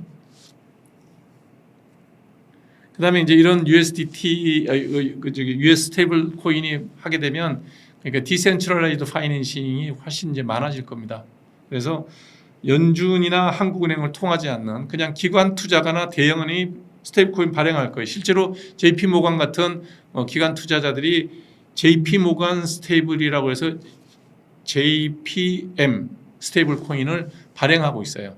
이미 하고 있어요. 하고 있는데 그거는 이제 일반 시장에 내놓은 건 아니고 자기들끼리 이제 고액을 주고받는 사람들끼리 주고받는 스테이블 코인으로 발행돼 있어서 코인 발행 베이스도 그 대중적이지 않은 스페셜한 개인 그 프라이빗한 걸로 발행을 했기 때문에 아마 JP 모건도 이 시장에 들어온다 그러면 이제 대중성이 있는 스테이블 코인 발행 베이스가 대중화된 걸 쓰겠죠. 그게 법으로 이제 의무화됐으니까. 그래서 대형은행이나 기관 투자자들이 안 할 리가 없습니다. 이건 무조건 들어올 겁니다. 그래서 그 기존의 월가의 은행들이나 대형 투자가들이 여기 들어올 거고요. 그다음에 블록체인을 기반으로 하는 여러 가지 금융 서비스나 이런 것들이 수요도 늘고 공급도 늘겠죠. 빅테크 기업이 점점 금융계에 미치는 영향이 커질 가능성이 많다. 우리가 이게 얼마나 있는지 모르겠어요. 그래서 지금 우리가 이제 카카오 결제 페이가 있으니까 카카오가 원화 스테이블 코인을 발행하는데 주도권을 잡지 않을까 해서 주가가 되게 많이 올랐다 그러는데 글쎄요, 지금 원화 스테이블 코인을 발행한다 그래서 과연 이게 잘 통용이 될까? 지금 유로화 베이스의 스테이블 코인 뭐 발행을 하고 있지만 거의 엔화도 거의 그게 없어요. 그래서 결국은 이제 시장의 수요를 맞추는 건데 제가 볼 때는 달러 베이스의 스테이블 코인이 훨씬 더 주도권을 쥐고 있지 않을까 하는 생각이 듭니다. 네. 다음. 자, 그래서 이제 이 결제화폐 스테이블 코인의 원조입니다. 네, 원조가 뭐냐면 페이팔이에요. 페이팔이 2023년 8월 17일 날 페이팔 USD를 출시를 했어요. 허가한 기관은 뉴욕 디파트먼트 오브 파이낸스 서비스입니다. 뉴욕 금융감독국에서 승인을 했어요. S가 서비스더라고요. 번역은 감독국이라고 했는데 어떤 번역은 뉴욕주 금융서비스국 이렇게 번역된 것도 있어요. 그러니까 뉴욕이라는 데가 금융이 발달하니까 뉴욕 디파트먼트 파이낸셜 서비스예요.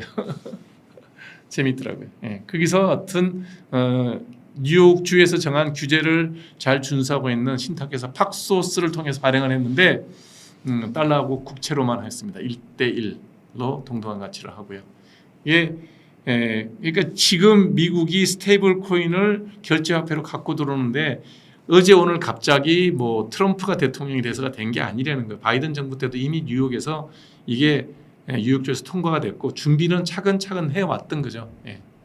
그래서 페이팔이 좋은 게 뭐냐면 원래 자기들이 갖고 있는 4억 명이 넘는 유저들이 있으니까 이게 굉장히 잘 되고 지금도 돈이 굉장히 많이 남는다는 거는 제가 봤어요. 그래서 여러 사람이 이제 적응을 해서 빨리 사용을 할 수 있게 했고 그게 성공적이니까 지금 아마 지니어스법이 통과가 된 것 같아요.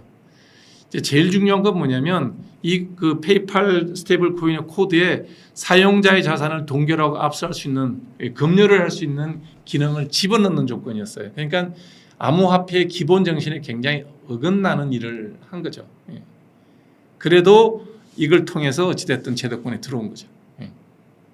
그래서 처음 발행할 때도 보면 퍼블릭 블록체인 아까 얘기했잖아요. 블록체인을 만드는 기술이 퍼블릭 있고 프라이빗이 있나 봐요. 그래서 퍼블릭 블록체인 이더리움에서 ERC20 토큰으로 발행을 했고 그 뒤에 한 해씩 지날 때마다 솔라나 스텔라 같은 이런 퍼블릭 블록체인 기술을 통해서 추가로 계속 발행을 하는 걸 봐서는 페이팔이 이번에 아마 지니어스 법에 따라서 아마 연방으로 옮기겠죠. 지금 뉴욕주로 있는데 그렇게 되면서 대세가 될 가능성이 있다. 그다음에 JP 모건은 이미 JPM 코인이라는 걸 블록체인을 해서 하고 있어요. 이것도 이제 다 돌리겠죠. 왜냐하면 제가 설명을 안 드렸는데 지니어스 법안에는 반드시 이 스테이블 코인을 발행할 때 퍼블릭 블록체인을 이용해라라고 규정이 들어 있습니다. 그렇기 때문에 JPM 코인도 발행을 이제 시장에 들어오려면 프라이빗 블록체인에서 이제 빠져나와야 되겠죠. 퍼블릭으로 옮겨야 됩니다. 다음. 이제 이게 중요한 거예요. 그 트럼프의 행정명령 1월 23일 날 취임을 1월 10며칠 하지 않나요? 1월 23일 날 디지털 금융 기술에서의 미국 리더십을 강화해야 된다라고 이 얘기를 하면서 굉장히 중요한 얘기가 있어요. CBDC에 대해서는 명시적으로 금지했습니다.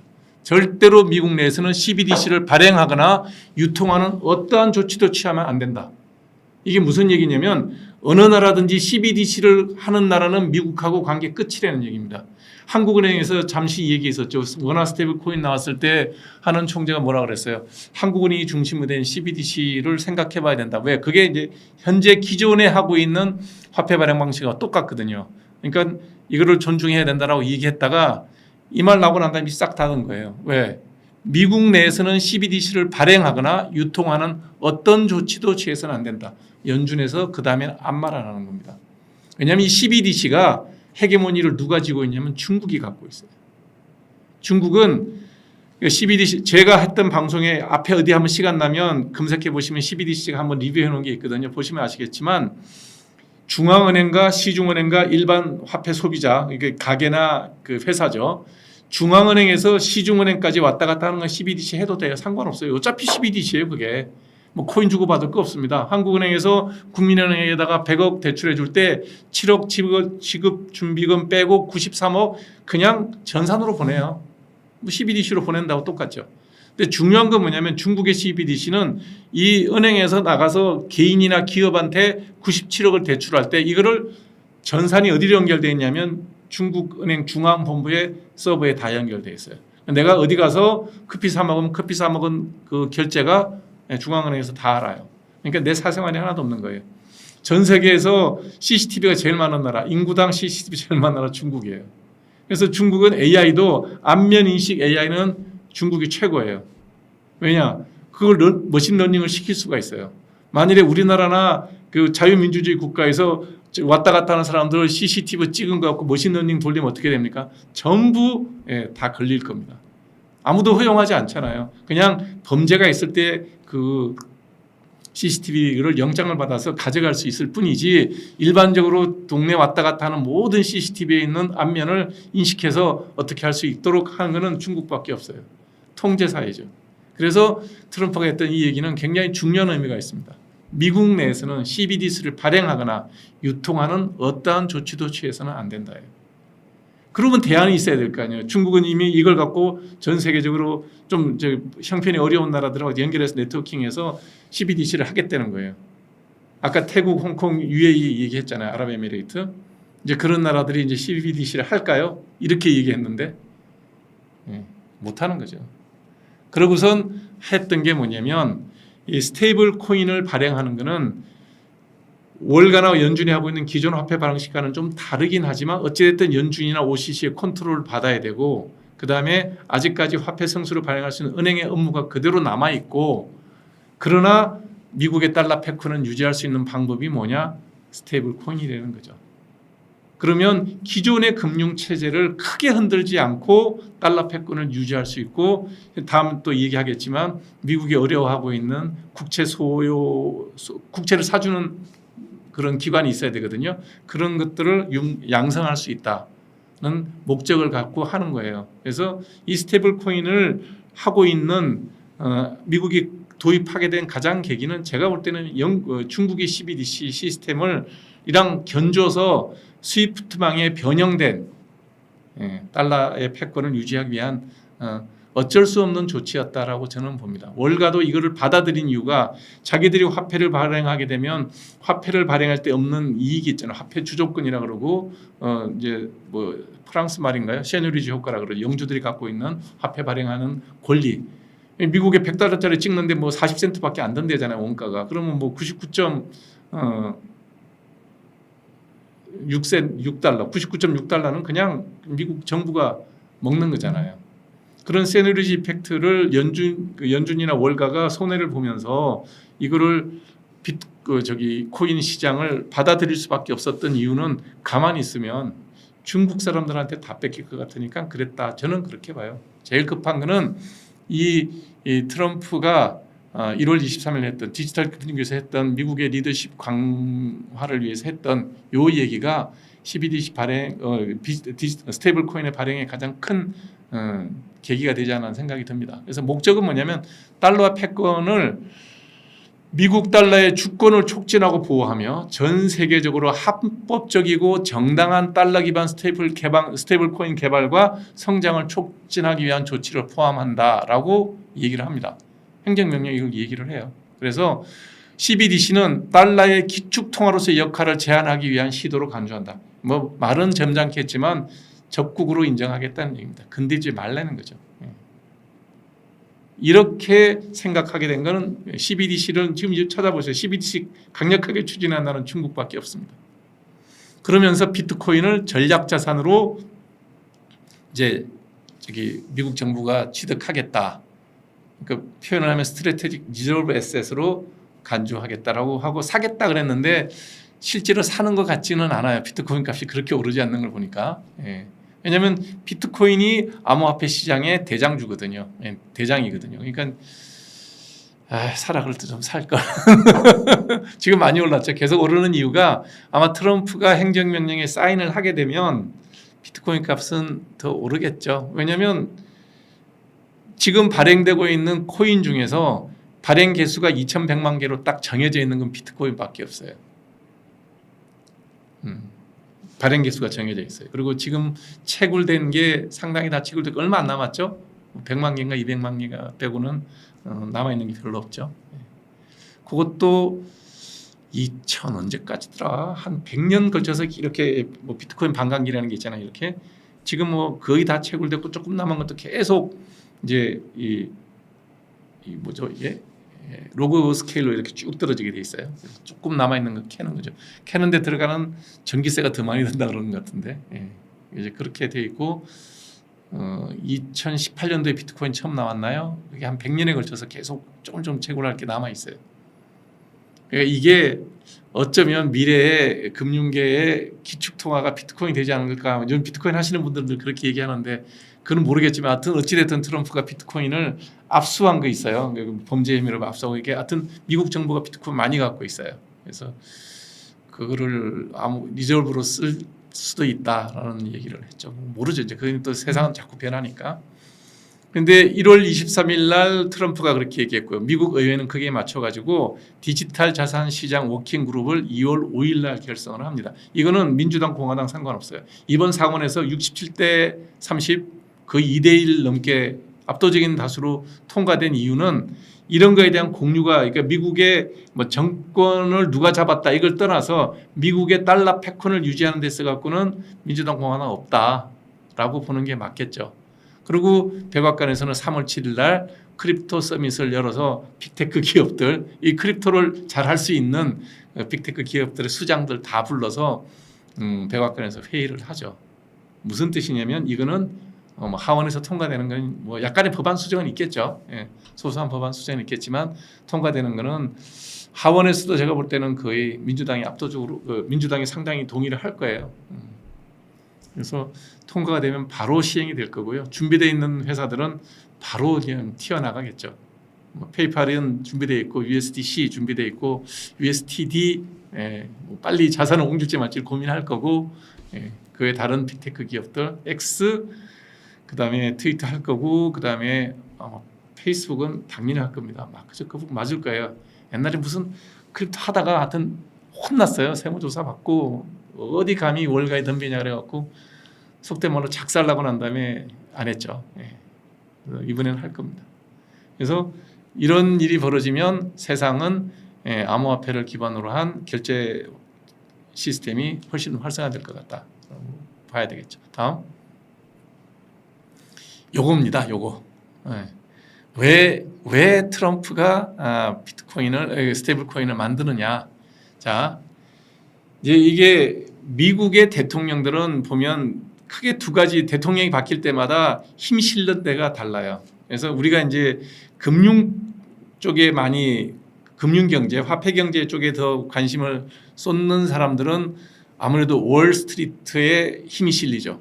근데 그런 금융 쪽이 아니라 실물 경제, 우리가 말하는 생산과 유통, 이건 실물이잖아요. 물건을 만들어서 팔고 서비스를 제공하고 돈을 받고 이게 이제 실물 경제거든요. 이거를 이제 메인 스트리트라고 얘기할 수 있어요. 월 스트리트에 반대되는 지점에 월 스트리트가 있고 메인 스트리트가 있는데 미국은 지금까지 메인 스트리트는 포기하고 월 스트리트에서 얻은 금융 자산을 갖고 미국을 매겨 살리는 시스템이에요. 주로 미국의 민주당이 이쪽을 많이 이제 지지를 하죠. 그래서 미국이 제조업을 새로 한다는 게 이게 어렵다. 임금도 높고 제조업 생산 경쟁력이 없다. 그러니 우리는 전 세계 글로벌라이제이션을 통해서 예를 들면 핸드폰은 한국, 그다음에 반도체 한국, 그다음에 조선도 한국, 뭐 또 어디 있나 여러 가지 부품 생필품 싸게 하는 건 중국, 뭐 일본 자동차, 고급 자동차 독일 이런 식으로 명품 프랑스 이렇게 글로벌하게 다 생산을 만들어서 우리는 금융 자산 이득을 통해서 금융 이득, 자산 이득을 통해서 그런 걸 싸게 구입해서 쓰고 그다음에 그 나라들은 그걸 통해서 달러 패권화의 영향이 들어와 있고 근데 이게 이제 어긋나기 시작한 게 중국이 미국에 대들기 시작하죠. 지금까지는 우리가 싸게 너네한테 물건 팔아서 달러 벌어서 너네 채권 사주고 그랬는데 우리라고는 맨날 너네들한테 뭐 이렇게 2등으로 살아야 되냐? 아, 싫어. 인구도 너네들보다 많고 과학기술도 해보니까 그만큼 따라왔고 그러니까 이제 시진핑이 한마디 했죠. 오바마한테 오바마인가? 오바마일 거예요. 오바마 때 만나갖고 뭐라 그래요?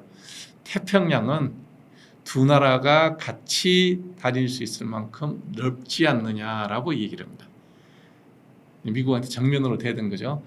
하와이까지 거서 그쪽은 너네들이 하고 이쪽은 우리가 동중국해부터 쭉 빠져나가서 하와이까지는 우리가 차지할 테니 두 나라가 같이 패권을 나눕시다라는 얘기를 그렇게 표현했죠. 태평양은 두 나라가 왔다 갔다 하는 건 충분히 넓다. 그때 이제 미국이 완전히 뻑가죠. 이거 좀 키워줬더니 덤비네. 그러면서 이제 그때부터 사실은 패권 전쟁이 시작됐고 오바마 이어서 이제 트럼프 때 이제 본격적으로 조졌죠. 25% 관세 때리고 이제 그때부터 패권 전쟁은 시작된 거예요. 그러다가 바이든 때는 중국을 살려주느냐 아니요. 이제 그때부터 바이든은 훨씬 더 교묘하게 조집니다.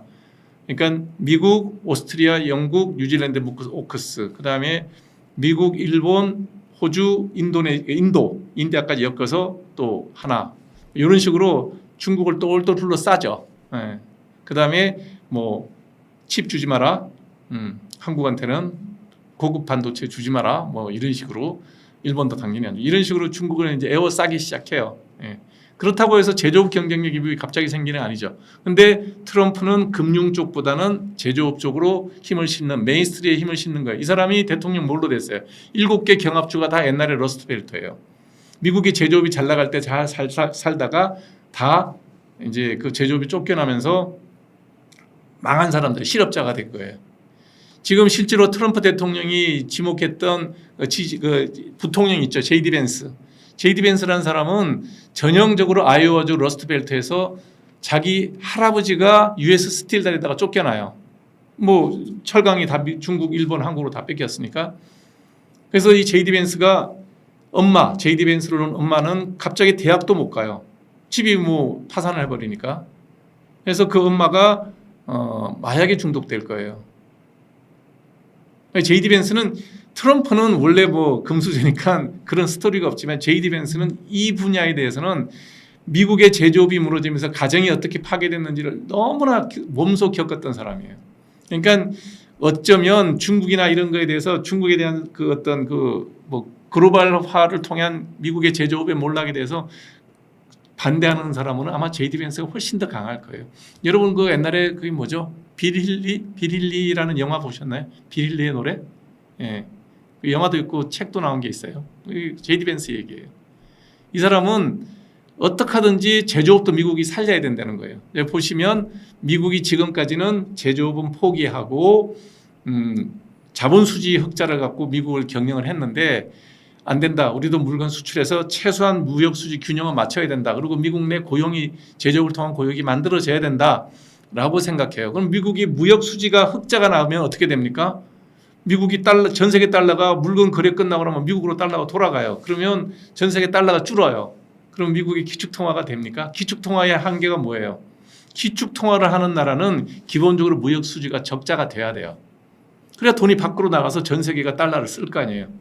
그러면 적자가 나려면 미국 내 제조업 기반은 자꾸 줄어들고 미국 사람들이 제조업에서는 손해를 봐줘야 돼요. 이게 트리핀의 딜레마라고 맨날 그 뭐 고등학교 시험 문제도 나오는 게 그거예요. 중국이 현재 화폐 유통 시스템에서 절대로 기축통화가 될 수 없는 이유. 이것도 제가 한 방송에서 오래전에 한번 2년 전에 다룬 게 있는데 기축통화의 조건이에요. 무역 적자를 담담하게 받아들여야 기축통화가 돼요. 중국 절대 못하거든요.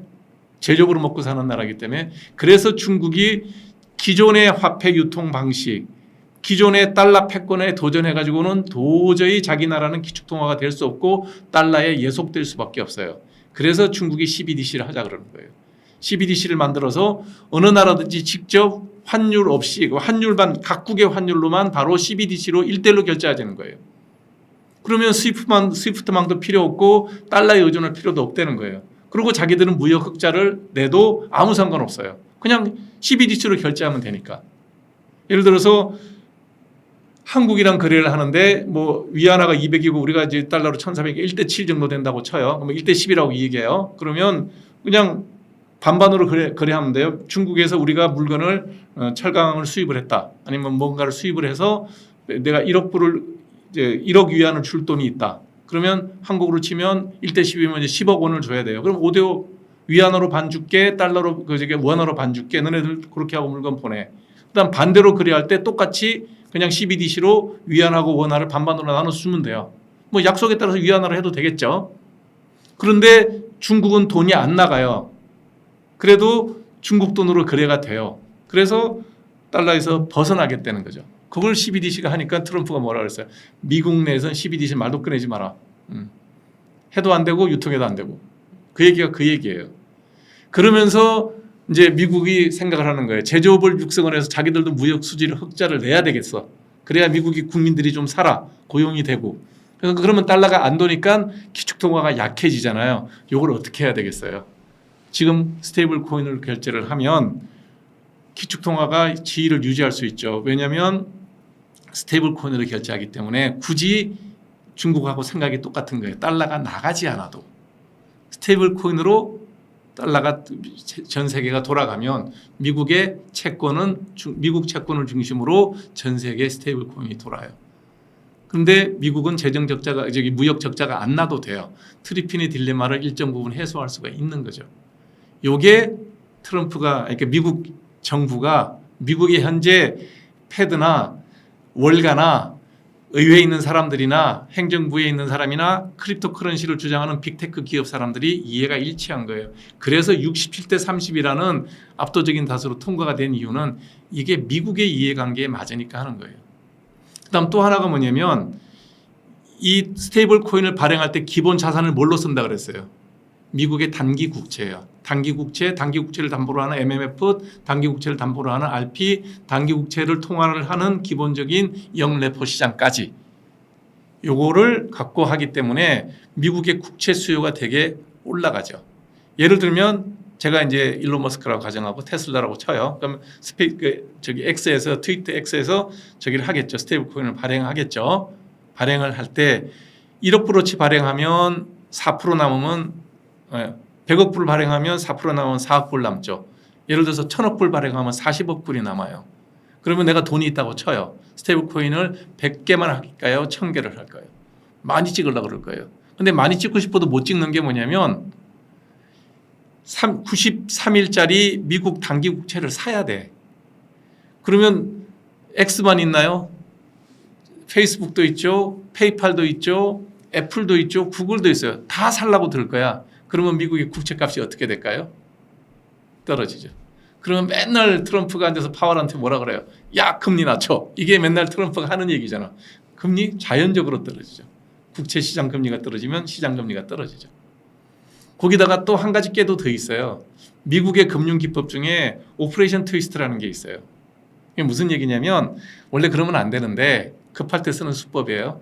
단기 국채를 많이 팔아가지고 미국이 연방정부가 단기 국채를 예를 들면 뭐 목표한 게 2조 달러니까 2조 달러를 발행을 해요. 2조 달러를 갖고 재정에 쓰지를 않고 미국의 시장에 유통되고 있는 장기 국채를 사요. 그러니까 원래는 단기 국채 팔아서 장기 국채 사는 거는 굉장히 안 좋은 일인데 장기 국채 금리가 떨어져야 경기가 산업 생산성이 늘어요. 왜냐하면 제조업 투자를 하니까 경기가 좋아지거든요. 그러니까 미국의 그 금리는 전부 국채 금리가 시중 금리예요. 연준이 발표하는 거는 이게 목표치고 실제로 금리는 다 국채 시장에서 거래되는 금리가 미국의 시중 금리예요.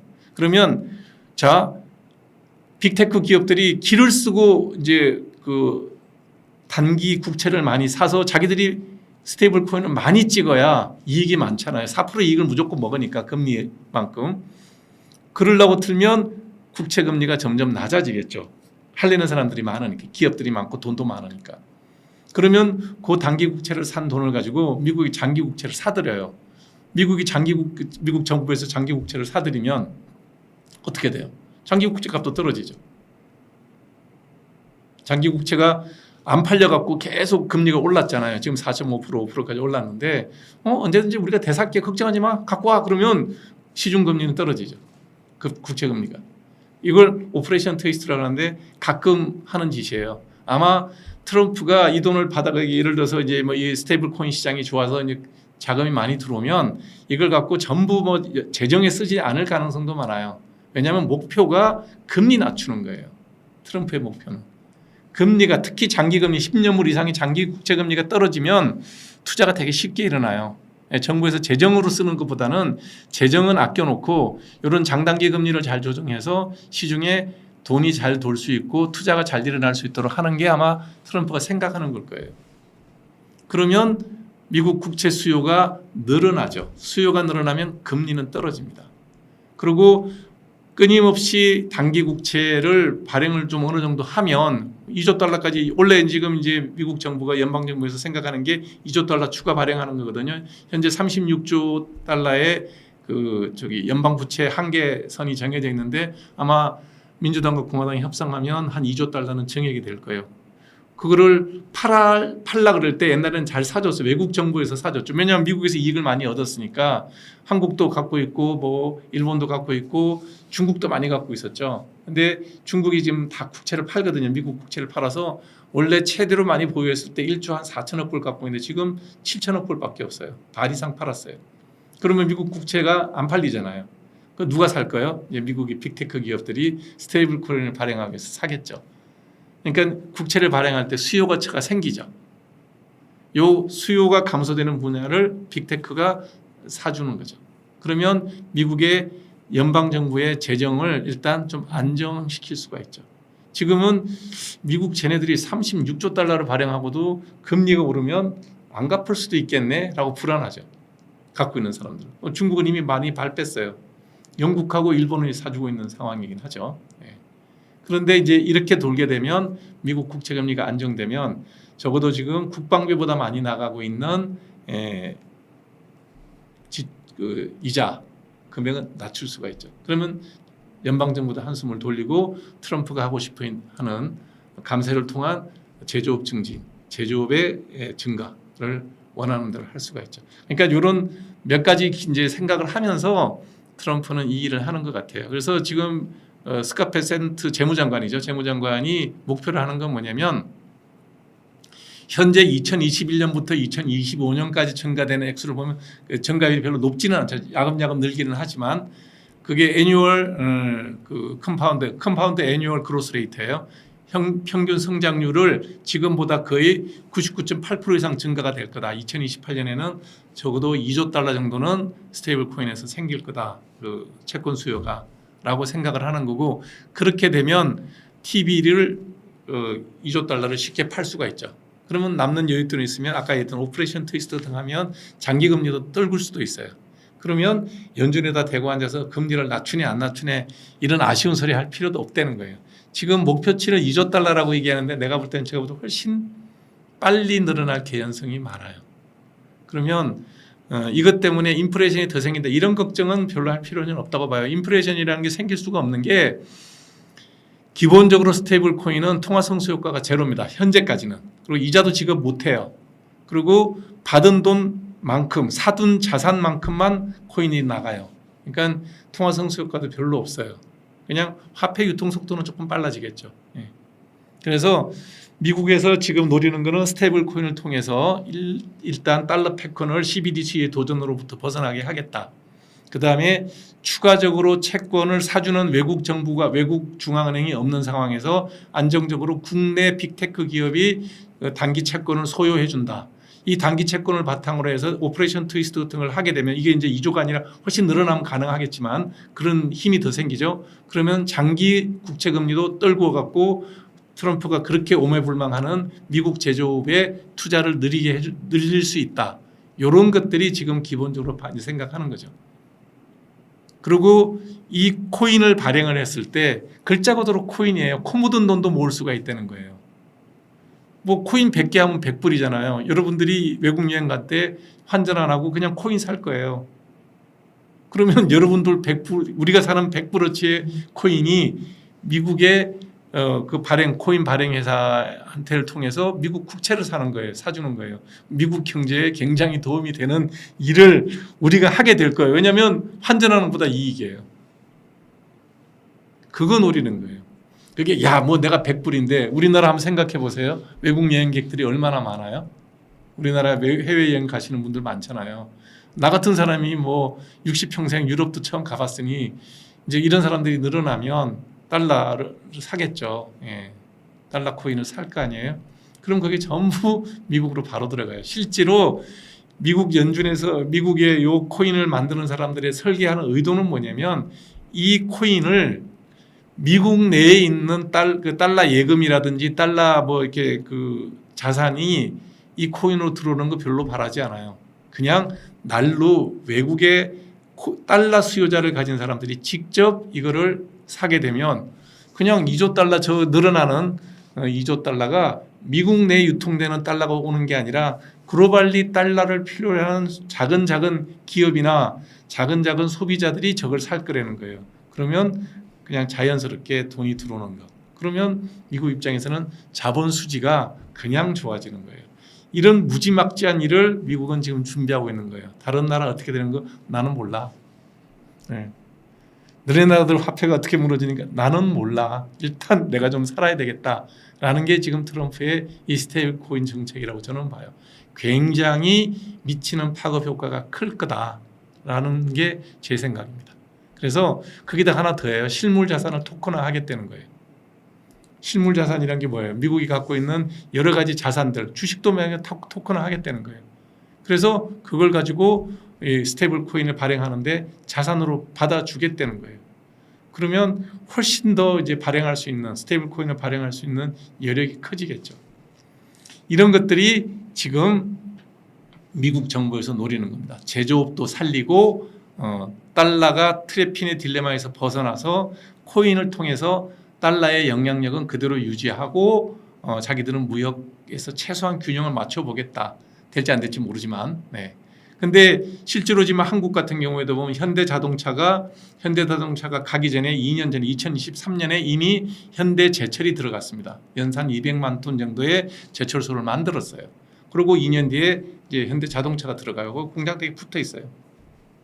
그러면 적어도 우리나라에서 수출하던 철강 물량 200만 톤은 미국에서 안 사겠죠. 미국 내에서 만들어지니까. 그러면 그게 현대제철소가 미국에 만드는 200만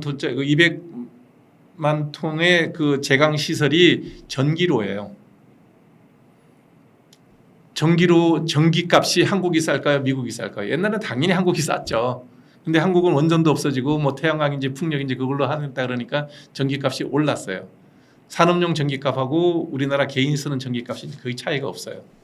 미국보다 우리가 한 1.5배 내지 2배 정도 전기세가 비싸요. 현대제철이 간 자리는 수력발전이 있는 그 어느 주인데 주 이름 잊어버렸는데 그 수력발전소가 있어서 현재 미국 내 산업 전기료보다도 훨씬 싼 값으로 장기 계약했어요. 그러니까 계산해 보니까 파업하고 전기세 비싼 현대제철 당진 공장이나 이런 데보다 그냥 미국 가는 게 나아요. 인건비 더 나가는 거 전부 다 자동화하고 그러면 인건비 별로 안 된다는 거죠. 거기서 나온 나온 그 철강 가지고 뭐 만들겠어요? 현대자동차 만드는 거죠. 현대자동차도 갔어요. 그러면 트럼프가 생각하는 제조업이 미국도 가능해지죠. 왜? 외국에 그런 큰 기업들이 들어가서 아주 혁신적인 기업 운영을 하게 되면 미국의 제조업도 살아날 수 있다는 거예요. 삼성전자 반도체 공장 갔죠. TSMC 가죠. 예. 뭐 핸드폰 만드는 이런 거는 안 할 거예요. 이거는 뭐 좀 더 수작업이 많이 들어가고 그러기 때문에 그런 건 안 하겠지만 자동화가 동반되는 제조업은 미국도 이러면 경쟁력이 생길 수 있다는 겁니다. 그리고 미국은 지금 앞으로 향후 200개 정도의 원자력 발전소 SMR 소형이긴 하지만 만들겠다는 거예요. AI 센터 미국에 다 만들겠다는 거예요. AI 센터 하나 질 때 SMR 하나 지면 된다는 거예요. 환경 규제 철폐하겠다고 트럼프가 늘 얘기하는 거죠. 지금 하려는 거예요. 자, 그러면 미국이 제조업으로도 어느 정도 되살아나요. 부족하게 되는 달러 패권, 달러가 못 나가니까 이제 달러 패권이 줄어드는 거는 이런 스테이블 코인을 통해서 외국의 코 묻은 돈까지 싹싹 긁어 모으겠다는 거예요. 이게 지니어스법이 만들어진 내용들이 아닌가. 제가 본 느낌은 그래요. 이게 실상 우리나라 경제에도 엄청난 영향을 줄 거다. 한국은 어떤 대책을 세워야 될 거냐. 한국의 제조업이 빠져나가는데 어떻게 할 거냐. 아마 조선도 미국 갈 것 같은 느낌이 들어요. 왜냐하면 미국에서 이제 군함을 만들려면 조선소는 미국 내 군함을 만들어야 되니까 수리는 한국에서 하지만 미국이 군함을 만들어야 돼요. 중국이랑 패권 전쟁이 벌어졌기 때문에. 그런데 현재 미국에서는 조선소에서 일이 안 돼요. 아마 미국에 있는 조선소를 한국에 있는 뭐 대우조선 지금은 이제 하나오션으로 바뀌었나요? 하나라든지 삼성중공업이라든지 현대중공업이 인수를 하거나 협력을 하거나 뭐 그런 형태로 가지 않을까라는 생각이 들어요. 제조업이 넘어갈 수 있다는 겁니다. 많은 세제 혜택과 일단 뭐 부동산은 뭐 거의 뭐 돈 안 받고 주는 것처럼 하고 도로 설비 만들어주고 전기세 싸게 하고 인건비 비싼 거 그거는 어쩔 수 없으니까 너네들이 자동화하든지 감내해라. 그러면 들어가는 기업들이 상당수 있을 겁니다. 그러면 그 미국의 제조업도 부흥하게 될 거예요. 자, 미국이 잘 돼서 우리가 좋으냐? 아니요, 우리가 안 좋다고요.